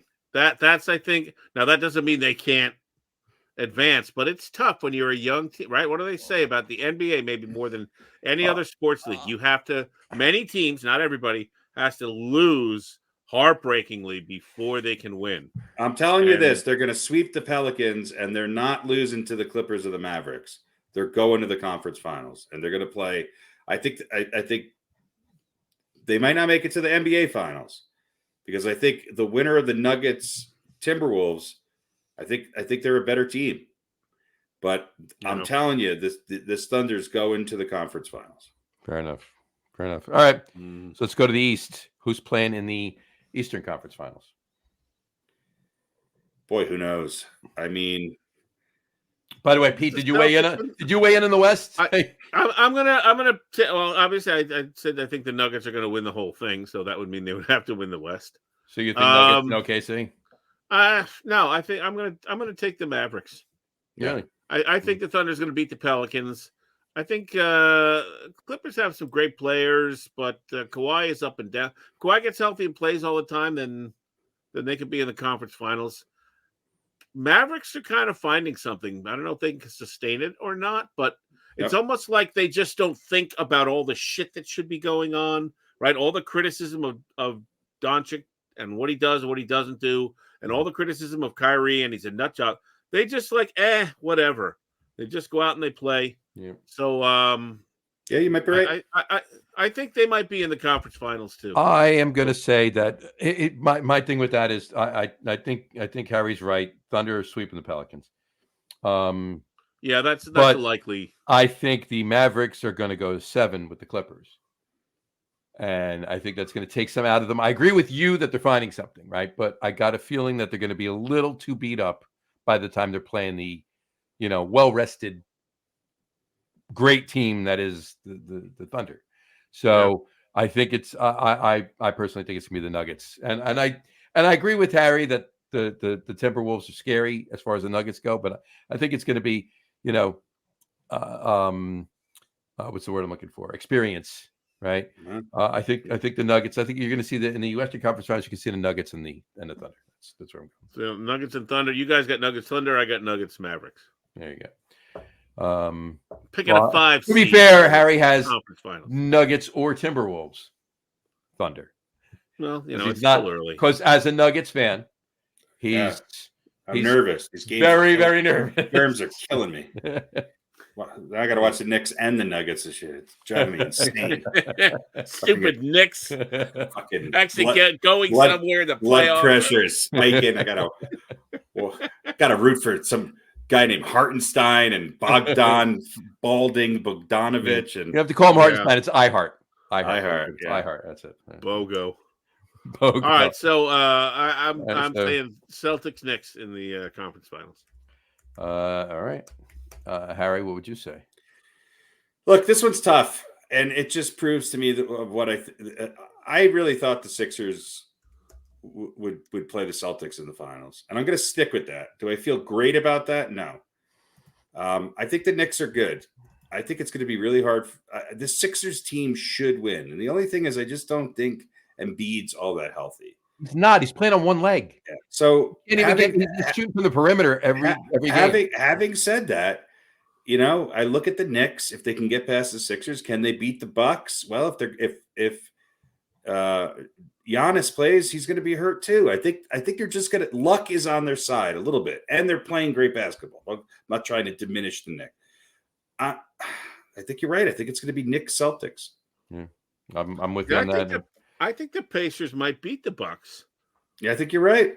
But I don't. But that's again where I think the youth and inexperience comes into play, and that's where I think the Knicks will have an edge. And I think the Celtics are going to go 6 with the Heat, and I think they're going to have trouble with Cleveland. So maybe the Knicks might have an easier path. You never know. Yeah, I don't know. I'm not feeling it with the Heat this year. No, but I'm saying I'm not saying they're going to beat them, but. They may go to 6 or 7 games. They beat Boston. They beat Boston in Boston tonight. They beat Boston in Boston.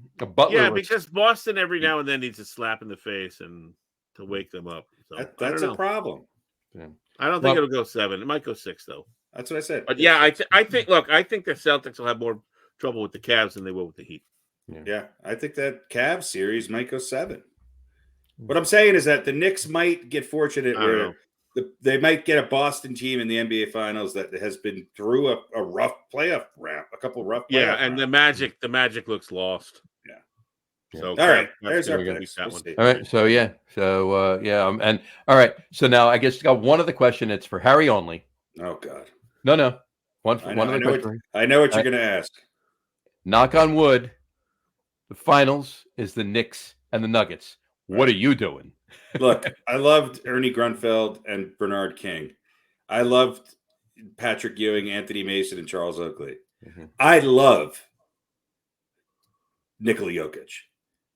And so I want his legacy. I want him to win multiple championships because I believe this guy is going to go down as being one of the best basketball players to ever play the game. So, yes, I know I'm going to disappoint a lot of people. If the Knicks play the Nuggets, I'm rooting for the Nuggets because I don't have the love for this Knicks team that I do for the Nuggets team. I just don't. Well, but let me throw this at you.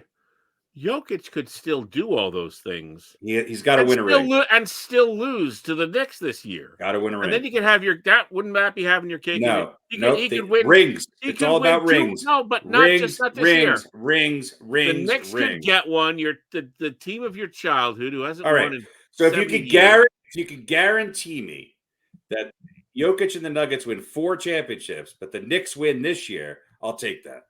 All right. How about 2 more for the Nuggets? So 3 Not altogether. this year, but they win 2 more, and then he's going to be. I mean, he's going to be one of the great players of all time, anyway. But I want the Knicks to win a championship. I don't want them to do it against the Nuggets because I want to enjoy it. So you don't want them to win it for what, another 6 years until Jokic is old and crappy, or next year? What if the Nuggets go back again? Yeah, I don't know. And if you want them to win 4 championships, they're going to go back next year in the year after. Yeah, you might be stuck in a cycle. You might have. They're going to win 4. It's probably going to be 4 in what, 8 years, maybe. So yeah, maybe one of those. Maybe I'll just have. Years. All right, here's what I'll take. What a dilemma. Right, no, here's what I'm going to take. Okay. The Knicks win it this year against the Nuggets. The Nuggets go back next year and win it.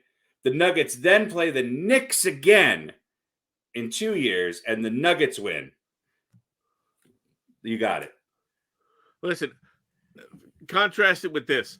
How fucking long will I have to wait to see like the Nets play the Suns? Are they still in the league? NBA Finals? Are they still in the league? I'll be dead before that happens. Yes. So you should hope for this and enjoy it, no matter who. I will. You'll enjoy it. Even if the Knicks win, you'll enjoy it a little. I will enjoy it. Absolutely. Yeah. All right. Well, we'll recap what we talked about tonight in 2 weeks, where we stand at that point. Before we go, though, let's really quick talk about the ice. What do we think? What are we thinking with the playoffs so far? The NHL is so bizarre.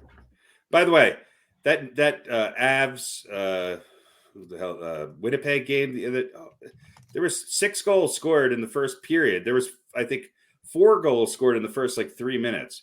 It was 7-6, 13 goals. It's just crazy. I don't know what to think. I think the Rangers look good. Rangers look good. Islanders were sucking it up. Or I don't know. They have like a 3-goal lead or a 2-goal lead. They gave up 3 goals in the last 3 minutes of the game. They're about to get bounced. The Avalanche had a good bounce back. No one feels bad for the Capitals, right? Even I'm not a Ranger fan, but and just how good is Florida? Screw the Capitals. The hell every year, Florida just turns it on in the playoffs. I know. Yeah. I know. Well, I got to be honest with you. I'm a little more worried as a Rangers fan. I'm a little more worried about Carolina than I am about Florida. Yeah, Carolina looks good. They're up 2-0. Yeah. And how about those Maple Leafs? At least they got a chance. They got a chance. Yeah, they're going to go out with Boston. They're going to go out with slightly more dignity than usual, perhaps. They are down 2-1, aren't they? Yeah. Here's my question to you guys. Let me find my little thing here. The Boston Bruins. Mm-hmm. Remember the Boston Bruins last year? Yep. Yeah. Best regular season in the history, and then they went out in the first round of the playoffs. Mm-hmm. What I'm hearing from some people is last year they and this year too, they've had alternating goalies. Mm-hmm. Jeremy Swayman and who's the other guy? Omark is his last name. Mm-hmm. Okay. I don't know his first name. So they had the alternating goalies last year. For the regular season, it was the best ever. Then they went to the playoffs. They stopped the alternating goalies, and they got bounced first round. Mm-hmm. This year, they head into the playoffs. Swayman gets the start in game 1 and gets a win and plays great. They bring in Ulrich in game 2, who plays pretty well, but they lose game 2. Instead of keeping the hot... Don't we always talk about a hot goaltender? Got to keep him on the heater. Or make or break a hockey team. Yeah. So my question to you guys is, what do the Bruins do? Now they're up. They were up, I think, before in game 3, but they won 4-2. They won 4-2. Okay. Yeah. So don't you just leave Swayman in the goal now until he fails? Absolutely. You play your best player. Stay with the hot goalie. Yeah. But now here's the thing. Whoever the Bruins coach is, I forget. He said the other day, like they went back to the alternating system because and there was never a question that they were going to do it. And they made the decision like a week before the playoffs started. which to me seems insane. Why you wouldn't even consider keeping the hot goaltender in the goal? We'll see if they alternate again and Toronto comes back to tie the series. You might have some problems. I don't know. Yeah, it seems counterintuitive to me. Considering it worked so well in the regular season last year, and then they bombed out in the playoffs, and if that happens again this year, boy, you gotta question the mentality of the well, they don't have the President's Trophy. Is that what it is hanging over their head? So the Rangers do. Maybe. So, but the Rangers look good. I think the Rangers are on their way to the finals. They might be. They look good. I'm hoping so. I agree. I mean, obviously, I agree, but like I said, it's gonna be a tough road past Carolina, and I think obviously the final is going to be Florida. But hey, you know what? How awesome would it be for it to be a Knicks Nuggets NBA championship and a Rangers Avalanche championship? That'd be fantastic. Yeah. Especially for this show. It'd be better if it was an Islanders Avalanche, but I don't think it's going to happen. But no, I don't think so. All I'm looking at is this. This is what I'm looking at. Right? Hear me out.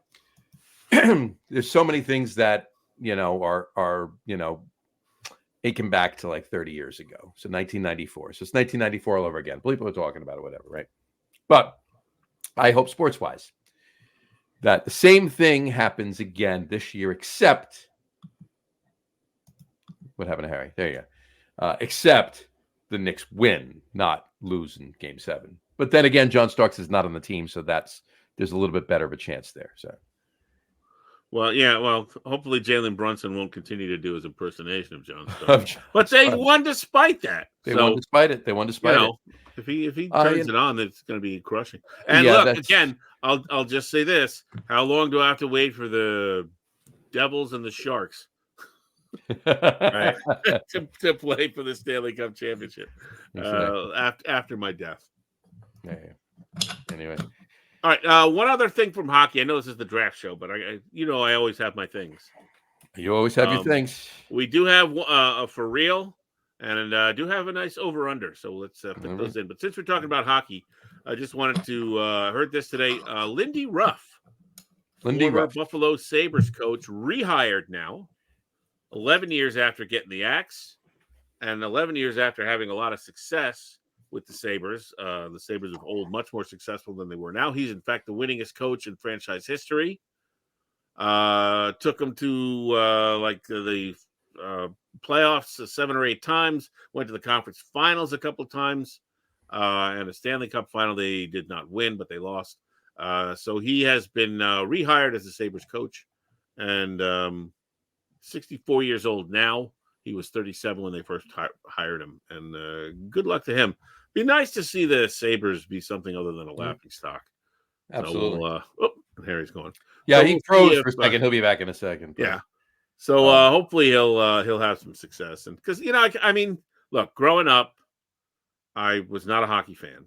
Growing up in the Mid-Hudson Valley, I just wasn't a hockey fan. We didn't really play hockey. There were no youth hockey leagues, there were, but they were across the river, not where I grew up. Right. And most of my friends were Ranger fans. We were Ranger country. I didn't even know who the Islanders were. But when I was in high school, the Devils moved to Jersey. And so I said, I'll become a Devils fan. Mm-hmm. So, but I'm from Colorado. I feel more of a connection to Buffalo than I do to New Jersey.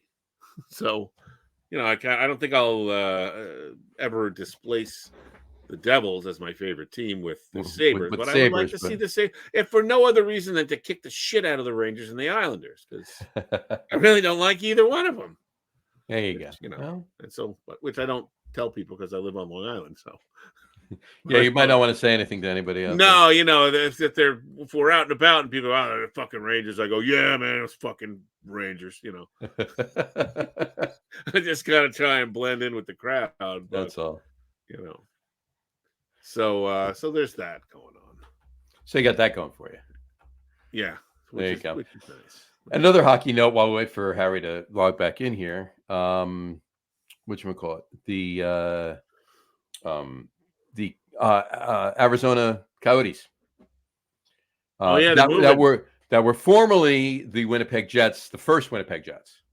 Now the current Winnipeg Jets are an expansion team, but the Arizona Coyotes are moving to Salt Lake City. Okay, and there's been a couple of they're trying to figure out. I saw a reel earlier today what the team name could be, and I saw a couple of interesting ones. I'm not going to say them on the show, but I thought they were interesting. But in any event, what was the one? I forget. They're going to play in like a 5,000 seat arena or something like that. Something small, something small. Yeah. But here's the thing, though, right? Obviously, something's going on with Harry's computer here. He's trying to get back on and he can't. But here's the thing: Arizona did have a decent amount of attendees at games for Arizona.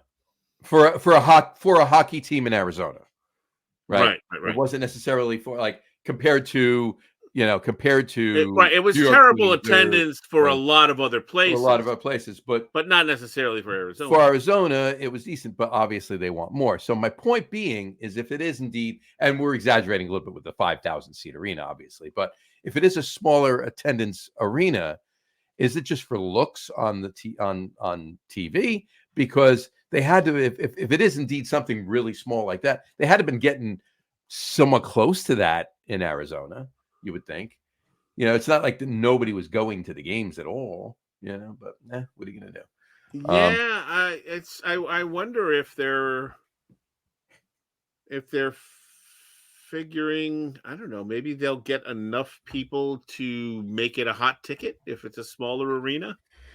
I guess maybe they're hoping to get, Salt Lake City, right? There's a lot of, it's Utah, right? So there's a lot of skiing, there's a lot of winter sports and everything else. So I guess they're hoping to piggyback on that. Plus, obviously, jazz fans. There's not the Jazz is the only other team in Utah, right? So other than sports, Utah University or Utah State or whatever. It's Brigham Young. Brigham Young, right? But Utah has a university. Utah has a university, yeah. So, but as far as pro sports goes, you just got you got the Jazz. That was one of the teams. They said since Utah stole the Jazz from New Orleans, they should call the hockey team the Jambalaya.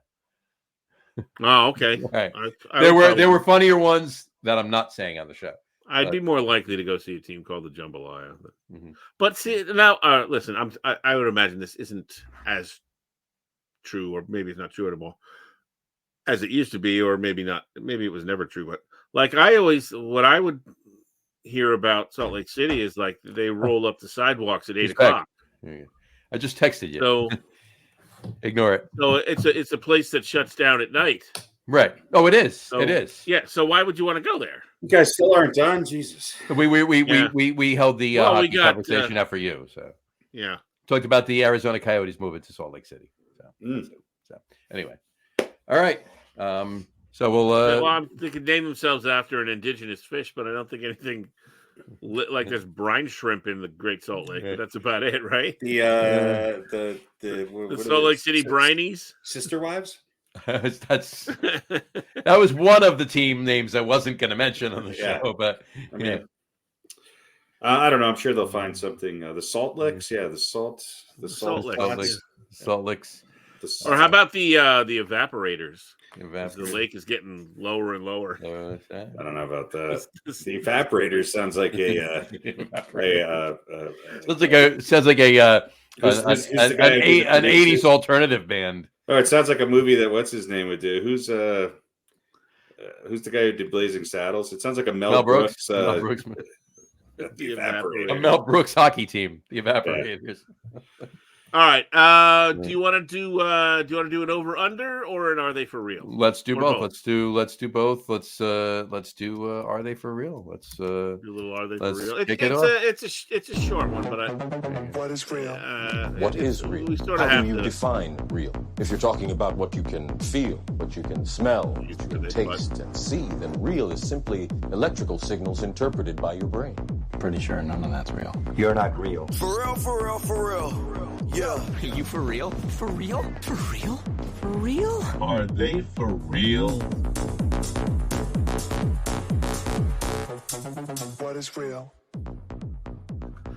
All right. So Austin Matthews didn't quite get to 70 goals. No. He got But to we're gonna- it's the only time that 69 was disappointing. Yeah, we're disappointed. Yeah. Thank you. But he got close, and we're gonna pretend he did for the sake of this question. All right. But we did get to see something else this season, which has not happened very often. I know. Rangers winning a President's Trophy. I know what that is. 2. We had not one but 2 100-point scorers. 100 Assists. 100 points. Yeah, 100 assists. Now here's right, and it was Connor McDavid, who we know is great, of Edmonton, and Nikita Kucherov of Tampa Bay, who is many people thinking one of the most underrated, if not the most underrated player in the league. I think it's between him and McKinnon for MVP. Could be. Yeah. So here's my question. Let's say Austin had gotten 70, which I think 7 or 8 other guys have done in history, which include Wayne Gretzky, Brett Hull, Mario Lemieux. This is 70 or more. McGillney, Esposito, Teemu Selanne, the best sports name in the history of sports name, in my opinion. And Yari Curry. And then you got Lemieux, Brett, Hull had 86 and 70, and Bernie Nichols is sort of the odd man out. Not that he was a slouch, but sort of the name that you go, oh, I didn't know that. So they're all guys who had 70 or more in a regular season.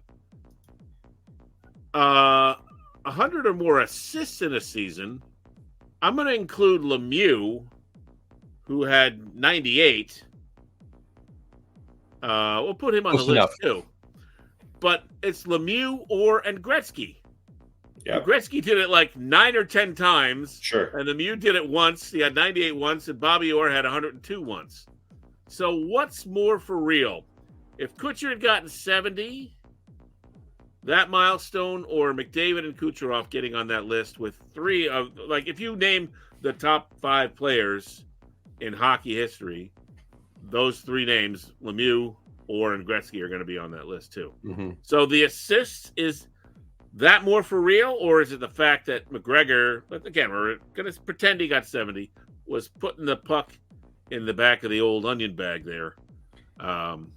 I think more for real. Goals or the 100 assists? 100 assists, but are you saying is it more for real that 2 got 100, or just the assists in general? The 100 assists in general? Because if you're talking to 2, what's more for real? Getting 100 assists, which 2 guys did, or getting 70 goals, which again, I think they're both equal and hard to do. What I'm going to say is 2 guys in one season, within one game of each other, getting 100 assists. That's more unreal. So the 69 goals, or getting close to the 70, was more real. And there have been people that have come close to that. But I'm going to say they're both pretty. Are they an indicator of the future? Maybe, but I just think all 3 are pretty amazing seasons. Yeah. I would have to say that I would have to just wrap it up by saying that it's all for real. It's you know what. What's more, I mean, basically the question is what's more tough to do, right? What's harder to achieve? And I would say probably the goals. I think the goals has a greater impact on because you're getting 70 goals yourself. You can assist 4 other players for those 100. So I think the goals, the 70 in and of itself is a harder thing to achieve. But I think the fact that 2 guys got 100 assists this year, that's crazy. And there's so few that have done it before. You know, I mean, those are all-time greats. Right, Those are your top. Those are whose top three are not in whatever order they put them, or Lemieux and Gretzky. Right. And And who else? You're talking about three all-time did it. I know. Yeah, I know Gretzky right. did it 9 times, but 3 all-time. Yeah, that's what I'm saying. And There's only 2 guys 3 did it this year. Right, only 3 other guys that had 100, Right. and they're all 3, the top greatest players. And so, I don't know. I kind of lean towards the assists. Right. It is. Here's a curve. The goals carries a little bit more weight because they're goals. Right. Here's a curveball I'm going to throw in there, and I think I don't think this is going to happen because I think those achievements are going to sway people's votes in the MVP. But Nathan McKinnon had 140 points. Okay, he didn't have 100 assists, but he had 89, and he didn't have 70 goals, but he had 51, and his plus minus is 35, while Nikita Kucherov's is 8. So, I think for me, it's between McKinnon and Connor McDavid, who had 132 points, who had the 100 assists, but also had, I'm sorry, it's between Kucherov and McKinnon for me. Yeah, Kucherov had 144 points.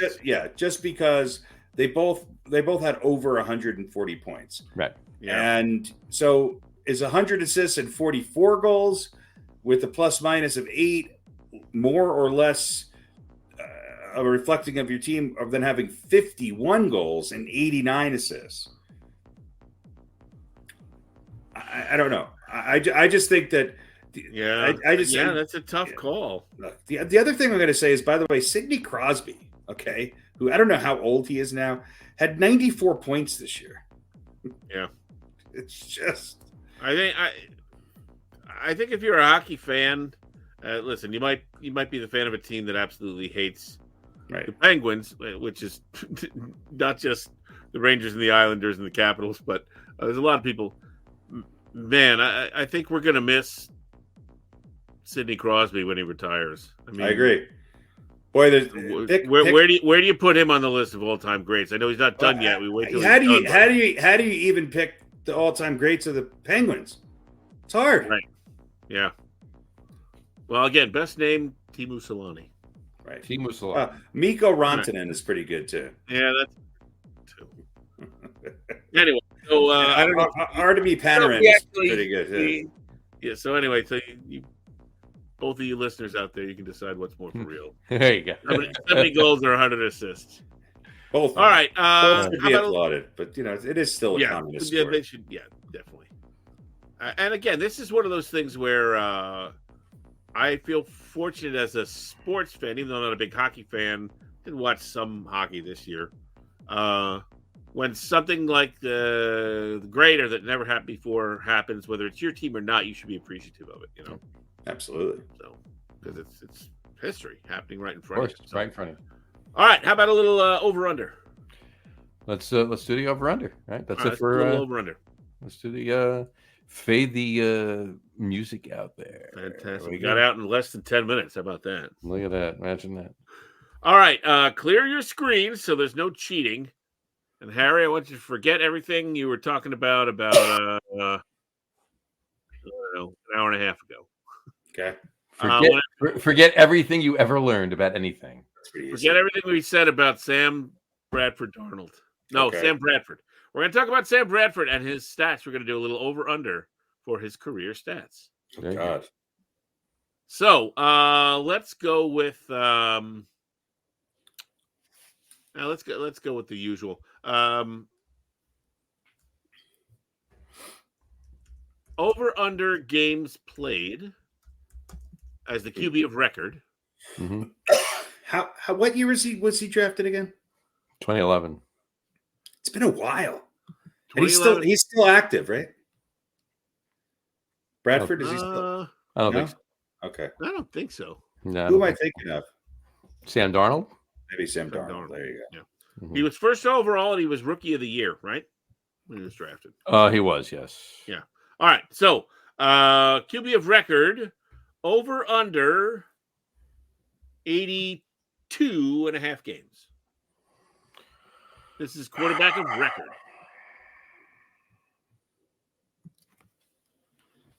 Over. I'm going over. It's got to be over. It's got to be over that. It's 83, actually. Wow. I told you it had to be over. So very good, guys. Very good. All right. Total yards. Over under 21,238 and a half. So 83 games and 21,000. What did you say? 22,000? 21,280. 200 something and a half. 21,000. What's 21,000? 21,000. What did I say? Divided by 83. 246 and a half. 21,246. 46 and a half. I'm going under. Yeah, I think I'm going to go under too. I'm trying to do the math. It seems like way too much yards for him. Yeah, I'm going to go under. It's a little bit. His total yards 19,449. All right. What does that turn out to yards? Unless that's another question. What's the yards per game? Oh, that's a good question. Let me see. I'm trying to do the math. Carry the one. Let me get my calculator out. What? How much did you say it was, Pete? 19,449. 19,449 divided by 83. It's 234 yards a game. 234 yards a game. All right. That's respectable. It's respectable. Yeah. Respectable. All right. Touchdowns. Over under 99 and a half. 83 games, 99 and a half. So that would be a little like 1.1, 1.2 touchdowns a game. It's going to be close. I'll give him the benefit of the doubt. I'll go over. Yeah, I was just gonna, just to make it interesting, I was gonna go opposite of whatever Harry said, but I think it's gonna be over too. But it is over. You're both right. 103. Not by much. I was just gonna say screw it. I'll go under anyway. But a lot lower than I thought. Okay. 103. Yeah. All right. Interceptions. Over under. Oh God. 64 and a half. Oh geez. Seems low. 83 games, so that's 0.75 interceptions per game. 103 touchdowns. 84, is that what you said? 83, 64 and a half. 83 games. 83 games. 64 and a half. INTs. I don't know. I'll let John choose first. Oh, yeah, there we go. 83 games, 64 and a half INTs. Yep.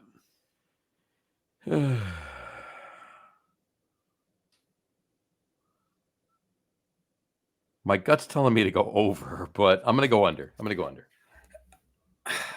under too. I don't remember him being a super high interception guy. And I also think that, like, of those 83 games, did he play full games? Were they scattered kind of as backup roles? 83 starts. 83 starts.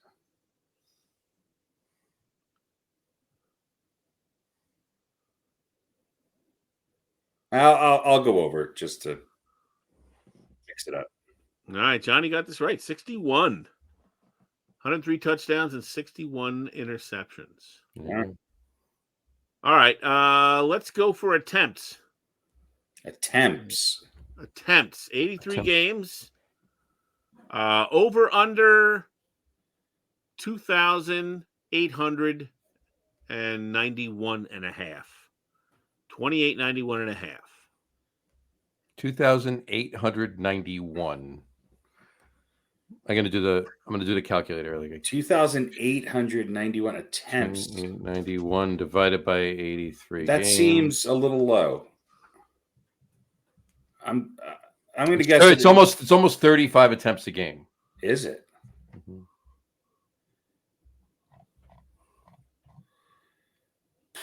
Now remember, he played for St. Louis. That's right.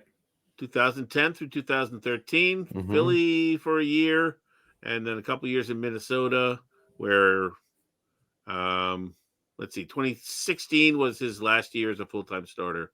17 and 18, he played like 2 games each. I mean, if he's playing in the passing generation, I'm going to go over. Not by a lot. I'm going to say 3150. I'm going to go over. I'm going to go under. I'm going to go under. I think it's 34, 35 attempts. At 35 attempts, and that's also what, 2 games or 3 games, or 4 games rather, in 2 years. So, yeah, I'll go under.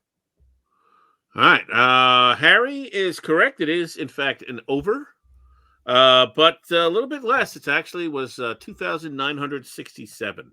Nice. Okay. So about 70 more than the number I gave you. All right, let's do completions. Completions. So we're looking at 2,967 attempts and completions. This might make the next one very easy. Completions, let's go 1,902 and a half. 2,967. What would that be? About 1902 and a half. 64, 65 completion. I think it'll be under. What was the number? 1,902.5. I got to go under on that one. Yeah. You're both right. It's 1,855. All right. So now you each have 2 seconds to answer. Completion percentage, over or under 61.5? Over. Yeah, 62.5. His numbers are good. Yeah, they're not terrible. You didn't want us doing math. Well, I figured if I didn't want to do the completion I probably should have done the completion percentage first. But then you would have figured it out either way. You would have been able to figure it out either way. All right. How about career QB rating? I don't even know what that. What's a good QBR? I forget what that is. Oh wait, they don't even have a QB. Wait, they don't even have a career QBR for him. What is this? Or the rating? Oh, what's the difference between QBR and just your quarterback rating? I don't know. He has a QBR for each year, but not for his career. So maybe there's calculated since 2006. I don't know. All right. Well, we can do his passer rating. Minimum 1,500 pass attempts to qualify as career leader. Minimum 150 pass attempts per play. Okay, so passer rating, career passer rating. Over under 82.5. You go first, Harry. I'm going to continue to go over to give him credit where I don't think he had it. I'm going to go over. What was the number, Pete? 82.5. 82.5. Well, it depends on a lot of this. That was just passer rating. It's close to that. It's got to be. I'll go under. If he's going over, I'll go under. All right. It's got to be right around there. So yeah, it's 84.5. Again, pretty good. Yeah, not bad. All right. Last one, which I think this could probably be the last one. This horse is just about dead. Yeah, thank God. Number of sacks. Let's go 200 and a half. How many seasons did he play? Let's see. 2010. 83 games. 83 games. So 83 games. Yeah. 83 games. 83 games.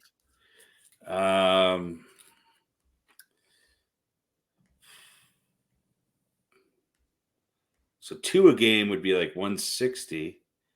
2.5 a game would be like 200. Yeah. 200. That's a lot. What is the over under on this? 200 and a half. It's got to be right around there. I mean, that's a lot. It doesn't seem like a lot. I'm going to go under. It doesn't seem like a lot. I mean, Daniel Jones was sacked like 8 times a game last year. That's true. Man, maybe it is right around there. I'm still going to say under, although I might be wrong, but I'll go under. No, he's been spot on every time. I think he missed one, and I missed about 2 or 3 already. It's again, it's got to be right around there, but I'm going to go with him. I'm going to go under.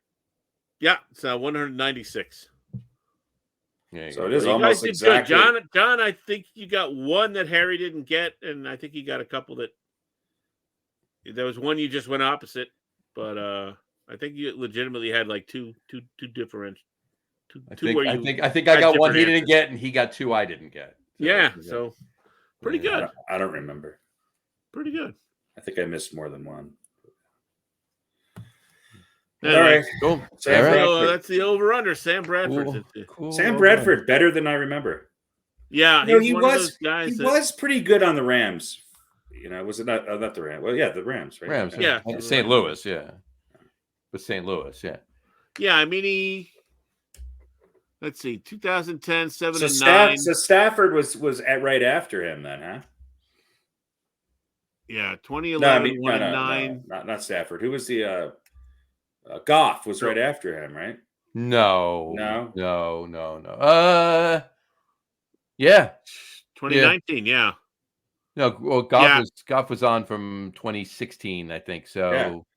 So they went right from so 20 Bradford to Goff, and then interesting. So he played from 2010, 2016, 16 starts, 10 starts, 16 starts.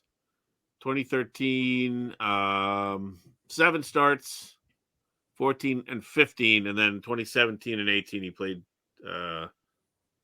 Did he play for the Eagles? Well, started. Yeah, 2016 he went to Minnesota, had 15 starts. 2015 was his last year with. 2013 is last year with St. Louis. Then to Philly for a year, he had 14 starts. 2016 to Minnesota, 15. And 2017, 2 starts with Minnie, and then 2018 he went to Arizona. He missed the 2015 season. Is what you're saying. What year did the Eagles win the Super Bowl against the Patriots? 2018. Okay, so he was almost there for that. Well, no, he was 3 years removed. No, he was only on the Eagles for 2015. Oh, that's right. He was on the Vikings for long. He missed the 2014 season. He was Kirk Cousins before Kirk Cousins. Yeah. Yeah, right. Started 14 games for Philly in 2015. Okay. But he was never on a winning team. Well, he never had a winning record with anybody. No. 7-9, 1-9, 7-8, 3-4, 7-7, 7-8, 2-0 with Minnesota, but only 2 starts, and then 0-3 with Arizona in 2018. So, and this is why not a terrible quarterback. This is why JJ McCarthy would tell you it doesn't matter about the stats; it matters about the wins. Yeah. But yeah, I think he's definitely one of those guys who had a better numbers than you might expect. What pick was he in the draft? Number 1. He was number 1 overall, right? He was first overall, yeah. Mm-hmm. So by my assessment, he's a bust. Yeah, by my assessment, he's like a really way better than Daniel Jones. He was serviceable. Listen, he's no Brian Tannehill. No, or and he's no Sam Darnold. Ryan Leaf. And he's definitely. But who is Ryan Leaf? Yeah, what is Ryan Leaf up to these days? Ryan Leaf is actually occasionally on. He's actually what's that? I thought he's coaching somewhere, right? He's coaching somewhere, and then he's also he's on Good Morning Football occasionally. Only you watch Good Morning Football. Still watching that, huh? It hasn't been on the last couple of weeks, as a matter of fact. But I do watch it. Yeah, I watch it. I do. Let's see something here. Listen, I can't even watch Get Up anymore. No.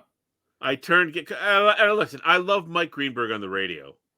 Right. I didn't love Mike and Mike. They were okay. But I don't know if he still does it because I don't listen to the radio anymore generally. But he's got Mike Greenberg had like 2 hours, like 1 to 3 in the afternoon. Right. And I loved him, man.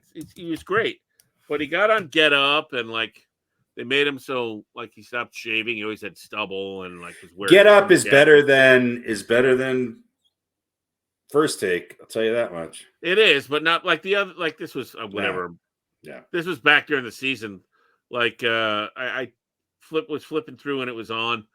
So I'm like, oh, let me see what they're talking about. And like they were doing the who got pancaked segment where, and like Jeff Saturday's running around throwing pancakes. Right. I'm like, what the fuck? Yeah, I get it. Like, just like I don't think I've watched. We're getting old. We're getting old. We're not the demographic. Well, I mean, it's ridiculous. I just want to have four guys yelling at the same time. I just want 4 hours apart in the interruption. That's all I want. They're the only ones I can stand watching. On that note, I just looking this up because I was pretty confident. I just wanted to double check it. The head coach of the St. Louis Rams that drafted Sam Bradford was Steve Spagnuolo. Oh, of course. Yeah, didn't do anything with him, which is why he left. He was the coach only 3 years. He left after 2011. But Sam Bradford was out in the 2014 season. Right. Yeah. Well, is that it? I think it is. I think we are done. Oh, yeah. God. Please. So no, Lindy Ruff, Sam Bradford, the Bruins alternating goalies, and the For Real. That's all I had. There you go. That's my entire list of stupid shit. Harry, that is Pete's list of stupid shit. That's a first. That is a first getting through everything. Pete's list of stupid shit. Hold on, that's got to be an open. Actually, I love those stupid shit. We should. Well, the stupid shit is the memes. This is the back end of. We begin and end with a stupid shit sandwich. Pete's list of stupid shit. Yeah. We put the meat in between. It's like Ernie's Neato stat of the night or stat of the game. Right. Yeah. Anyway, all right. Harry, of the day. Bop.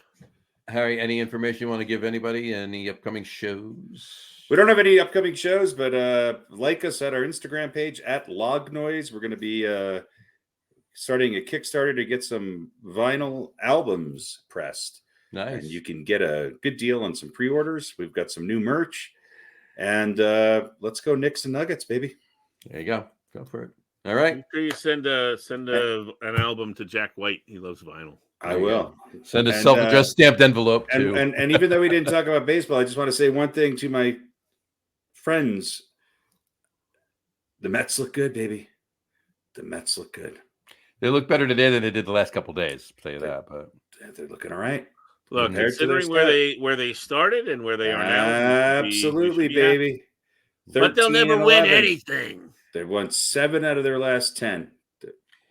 I got a couple of interesting things to talk about the Doc Gooden